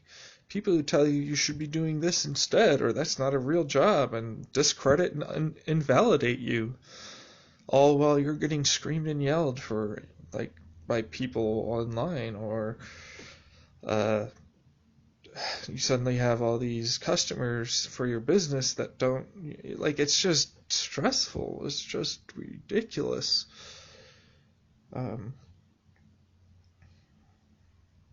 It's not easy.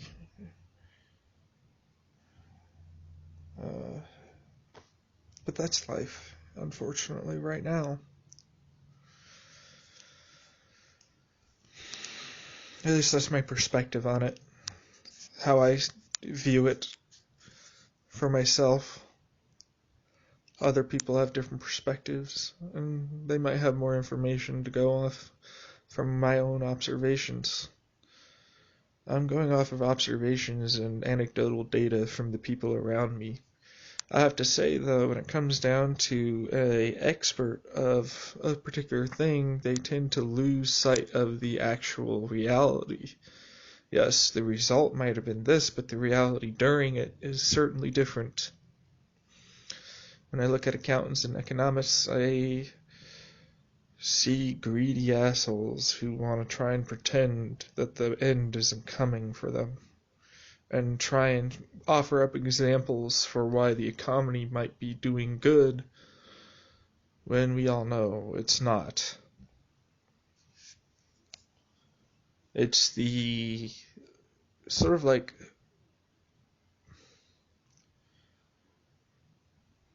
what a psychopath will do when they get caught in a lie, and they'll try and give you some examples of how they did good and how this isn't so bad and all these things. Try and distract you from the reality of what they've done.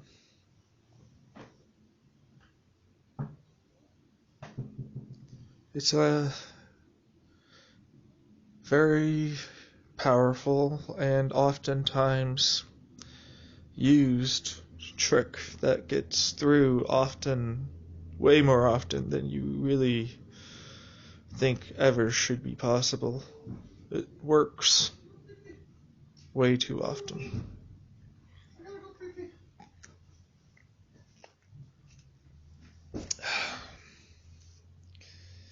I feel like that's more than likely because a lot of people have to deal with people like that in their lives. But they say 1 in 5. And that's not even counting psychopaths. And they're like 1 in, I don't remember, 7? I forget. And you gotta remember there's also levels of psychopathy, just like there is levels of sociopathy. So, yeah. Anyways, I'm gonna pause this until later. Alright. I just realized I had this as 1/4/2018 and not 2019. My first mistake. I managed to make it at 4 days. 4 days I went before I made a mistake, and it took me a few hours to even realize I made it. So there you go. But enjoying listening to music again. This is weird. It's like, the emotions and feelings and sounds are there again. It's not empty. This is nice.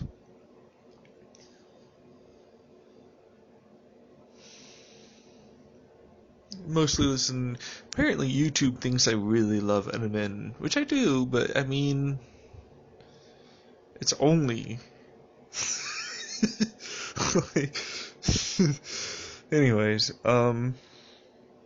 nothing bad with it. I'm having fun. I had a good day overall, fairly productive. I made my own food, ate my own burger, had a good decent amount of calories. I didn't eat way too much, and yeah, honestly speaking, everything seems to be fairly okay in a lot of this. So that's nice. Slowly, building up those step by step. I hate the word momentum now. It got tainted when I went to Momentum, the mental health program, which, truthfully speaking, needs to change. It's too fucking religious. It's far too religious with far too many restrictions for people. I want you to remain med compliant. I want you, which you need to, but in all honesty, I also have the issue that, truthfully, for most schizophrenics and everybody else, they don't know the entire risks involved. They only know a couple of side effects, and those are long-term stuff, never anything that is something they really should know. Antipsychotics are extremely bad for your brain. They're just terrible. And they wreak havoc on your body. And those that don't still come with significant side effects that, in all honesty, will happen. There is no, it won't happen. At therapeutic doses, it's going to happen. And it gets worse over time. It doesn't go away. You don't seem to sort of like get used to it, or you get like your body sort of acclimates to it. You just have, or at least for me, I constantly got just it's bad. Constant side effects. I could feel the progression of whether or not the medicine was in my body or not. I could tell whether or not that poison was in me. It was just, and I didn't even have any meditation or anything. It's that terrible. I understand people who go, oh, well, medication prescription is better than meditation, and I'm like, I understand that people need medication and they will help people. I also understand that most of these medications are not that much better than placebo, and they're often given to you in an environment where you basically get the placebo effect. And more often than not, if you're only taking medication, you don't usually get very much help. But if you take medication with just therapy, you tend to do a lot better. And if you take away from the medication, you still get around the same results as just therapy. So to me, yeah, I consider the medications that they have available, for the most part, fairly ineffective. I'm not saying they won't help you. I'm not saying they couldn't help you somewhat. Ease things. And I understand that even that small amount of easement and everything else is significant when we're talking about a person going through this turmoil.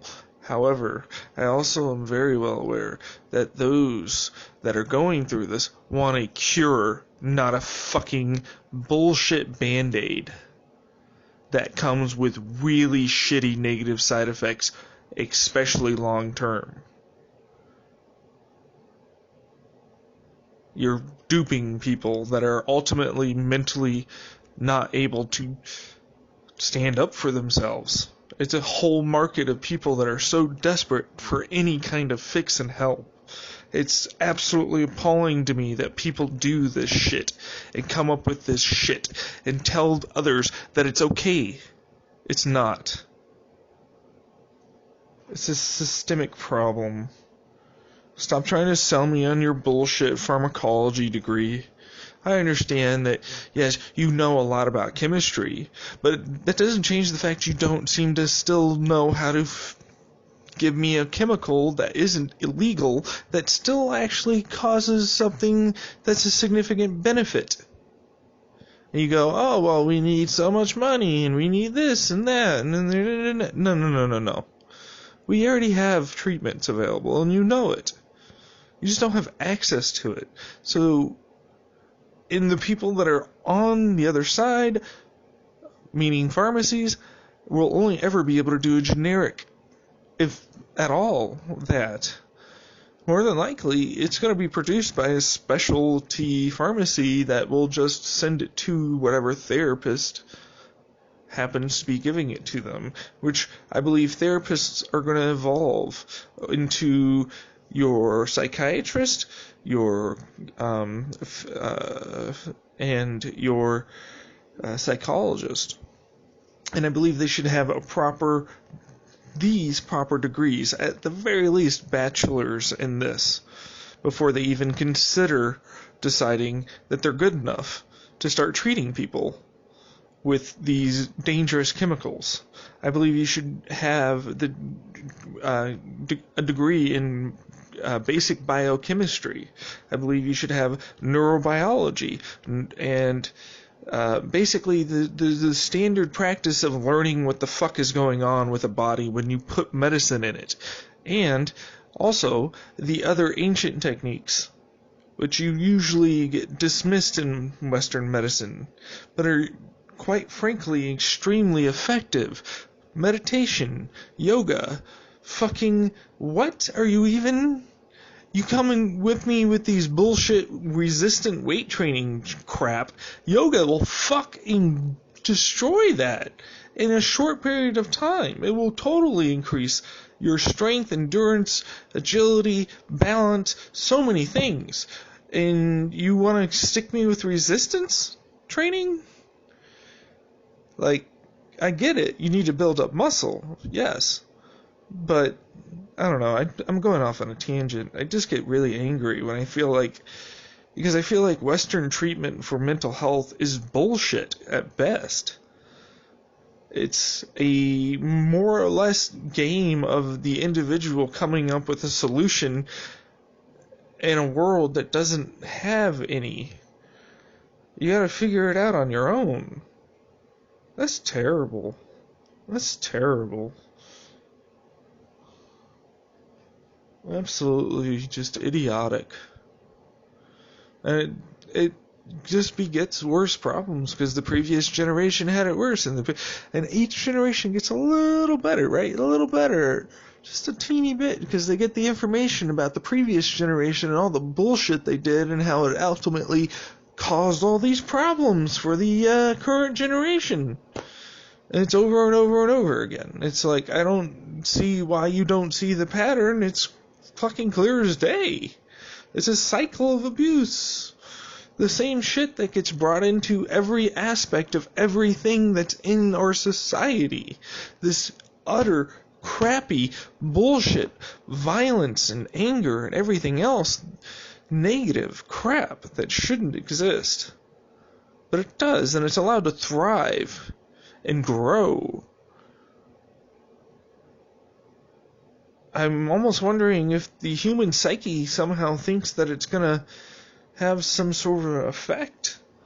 Like, oh, I'm going through all this pain, but there's gonna be joy at the end of it. But there isn't. It's just gonna be a widespread destruction of humanity. Careening toward the edge of a cliff is not fun once you hit splat on the bottom.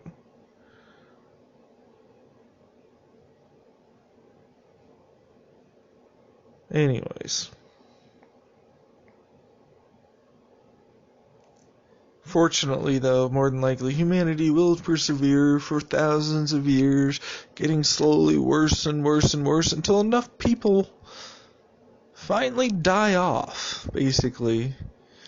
And the ones that kind of were smart enough, or lucky enough, or had the right traits, your standard uh, survival rate, basically. Whenever it comes down to a major event with animal species, unless it's to do with humans. In which case, human gonna fuck you up. We're gonna take your land, we're gonna kill you and eat you, and yeah, you're gonna be not around. And we also have lots of dangerous things that move around quickly and ultimately kill you too.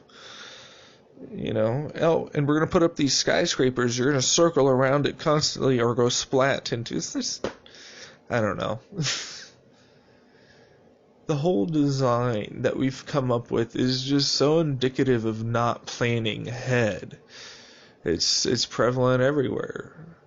You never think about growth. You never think about integration. You never think about the other things that are around you. The sense of nature that you used to get back in the day. As everybody, I feel, has it when they're a kid, but it slowly dwindles away and gets replaced by these just terrible, terrible things. But how would I know? Just a couple observations from a shut-in. Anyways. Stan shook me again. It usually does. Stan shakes me. If you didn't know, Stan is a song by Eminem about one of his stalkers and how it ultimately escalated until the stalker killed himself. Blamed it all on the other person, and some of the shit he was saying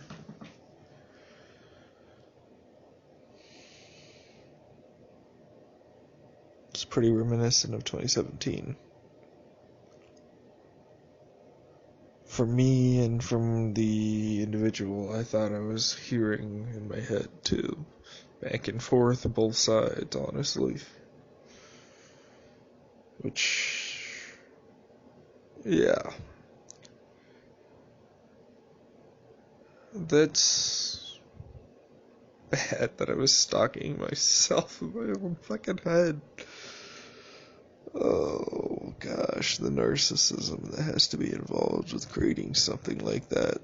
To basically loving myself and saying, oh, and fighting myself the same. Is it because I needed the experience, brain, and so that way I knew what to do? Because I was having worries about trying to move forward in life and not having these experiences about how to act and all this stuff? He says yes. That's great. Thank you. Fuck you, brain. It's not cool sometimes. He's sniggering. He's it's a little funny. Let's be honest. It's a little funny. I'm laughing at it a little bit. The whole delusions and everything else that started happening. I wish that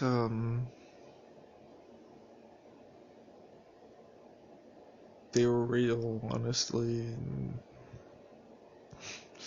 truthfully, I think I should turn it into a bit of a story and try and sell it. Because goddamn, was it not the most entertaining thing in my entire life? Not even kidding. For an entire year, I went through something that, honestly speaking, I never thought I was going to go through ever in my entire life. And learned quite a few things about myself in the process, but that wasn't really what was going on, and I can only kind of think about it after the fact. While it was happening, it certainly wasn't that. It certainly wasn't funny, and there was certainly no rose-tinted glasses here. It was terrible. People I sacrificed, or thought I was sacrificing, hurt, yelled, screamed, both figuratively and literally, for my parents and other people around me.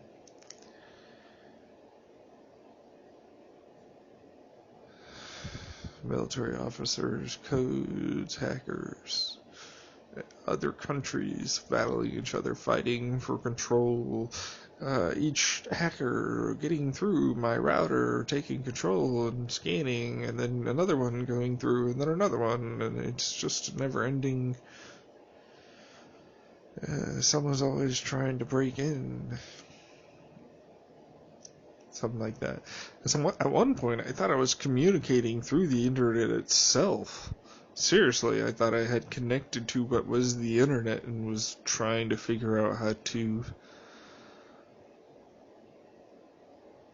basically send my own information through my brain that way to the individuals that wanted it, or I thought needed it. Talking out loud to myself somehow made it happen even more. Yeah, it was all very strange. But yeah, it definitely made me realize that I'm missing a lot in my life, and I gotta try. I think I'm gonna leave it here. It is basically one. I'm not really having anything else to talk about, truthfully. It was a good day. Overall, that's about it. Oh, still haven't gotten my substance yet. Mail came, didn't happen. Don't think it will. I know. It's like, it didn't show up Friday, it's never gonna show up. It's like, alright, brain, come on now. Sure, why don't instead you take a little bit of a break and distract yourself? Oh, would you look at that? The office for the next 3 days. Oh my gosh, it arrived! She's like, oh, what was that about it never coming? Yeah. So, we'll see. I'll get more worried as time goes on. It still keeps not showing up, but yeah, I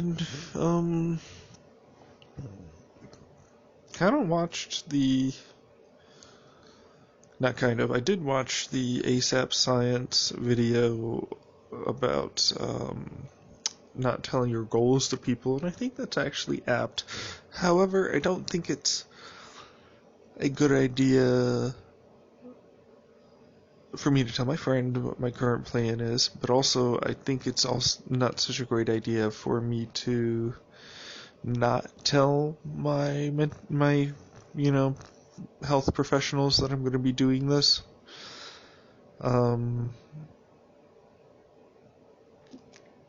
However, I am worried that it will give me, because it really does affect me significantly when someone either, I tell them and then they say, oh, that's a good idea, or oh, you could do this. So,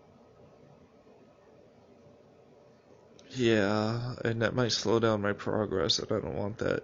That scares me. So, but I'm gonna tell them. I'm gonna give them the basic synopsis. I'm gonna give but I don't want to go into discussion over it. I don't want them to say anything really other than like that seems safe, or maybe we should look at this drug or this, and then talk about other things.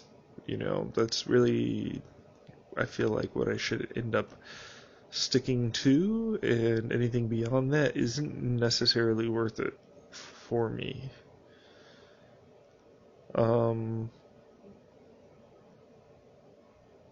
Yeah, I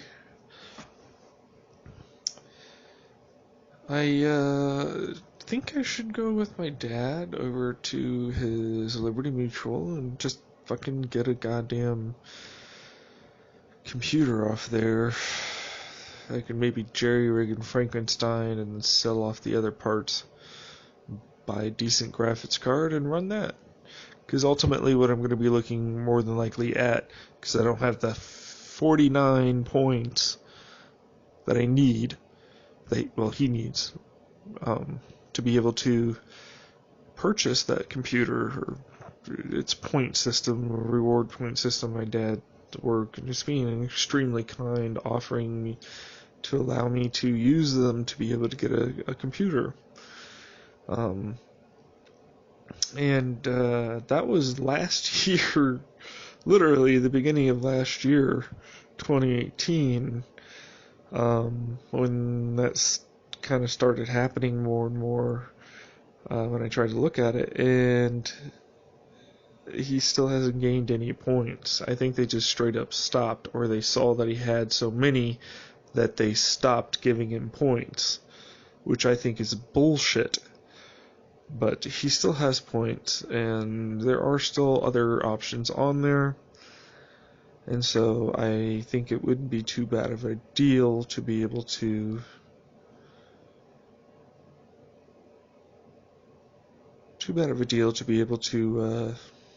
just sort of get a decent, either an upgrade in the CPU, because I really would like a proper 8-core again.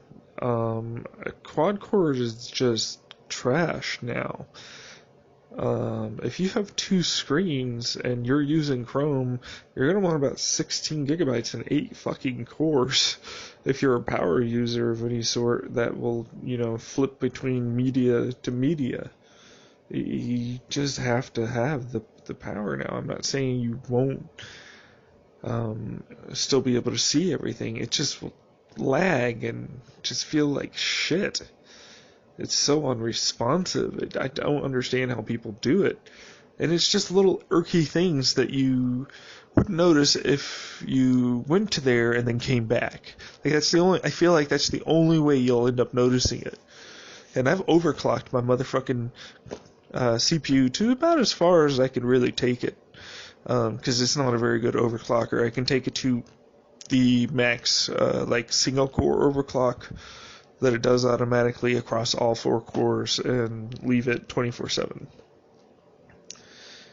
And that still is not that stable, and that takes up a lot of juice. It's kind of ridiculous, truthfully. And it runs hot because I never delitted it and put on some proper liquid metal sort of thermal paste. So, yeah, not the best. And I'm quite frankly worried about my cooler that I currently have. It's the original fucking Corsair H100.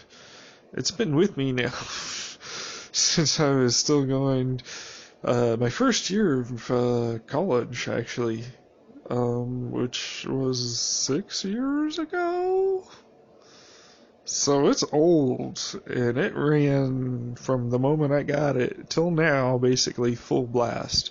The only reason why I think it still works is because I, for the majority of the time, had my computer off. When using it, I would always shut down at night and leave it alone and only turn it on when I was using it. Which helps increase longevity of your components that are moving. Any moving components that are always on will degrade faster than those that take a break. It's just a fact. So, yeah, I think I think I might have just gotten a particularly good unit and lucked out on that too. And Corsair's good build quality. No leaks or anything, but I'm still afraid of it. You know what I mean? It could be evaporating somewhere. It could be the pump just turns off and I'm fucked. Because that's something that's a slow build. It's not going to take. It's not going to be overheated right away. And unfortunately, I imagine that if it were to happen, if you were asleep or something like that, then it might just overheat and then cycle and power back on, and overheat and cycle and power, and do that continuously, damaging it more, and until it just doesn't start again. That would be terrible. So, I'm always a little worried about that. It's not like an air cooler where truthfully, as long as there's airflow in the case, you don't really need a fan on it, depending on if it's big enough and you're not overclocking. You don't really need it. Or it's really not going to make it do any, especially if it's idling and you're asleep, you're not on it, it's not going to overheat. That's the big part. So there is redundancy to a big metal pipe that just works through standard physics. Or standard mixing with hyper-complex fluid dynamic physics. Yeah, so I'm glad I cleaned it out. I definitely want to get a new computer. I feel like I need to move this shit to my room too. I want to start selling stuff. The problem is I looked at Let Go and I didn't really like it. Truthfully, it didn't seem like it had a huge market base. It didn't seem like it had people buying things or like that were my sort of thing. So I think I might just, and I mean, that's another thing. Like, depending on where you go to sell will ultimately also depend on what customers and demographics that you get that will view your item, right?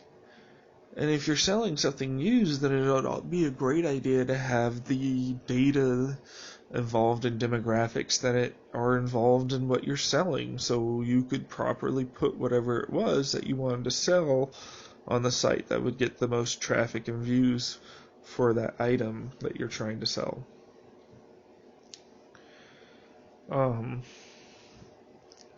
feel like they try and remedy this through, of course, basics, search words, but also sort of targeted advertisement or suggestions on apps and or websites. But it doesn't really give the same effect, and sometimes they don't really list. Like back in the day, I could trust a website to list something as it was and not withhold or take something out, or the information. Meaning, like Craigslist or eBay or other places, I feel like stuff is hidden.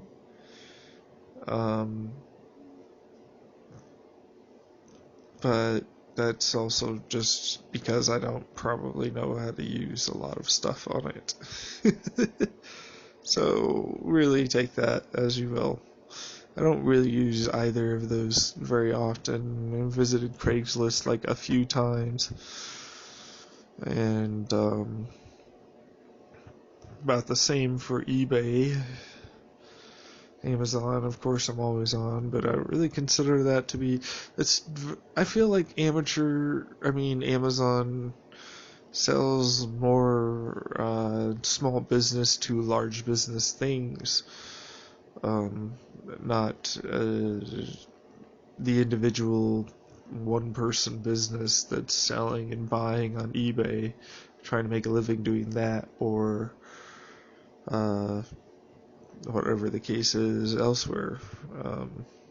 So yeah, I feel like it'd give me some decent money if I could sell a few things and just give me some confidence and to lessen my social anxiety.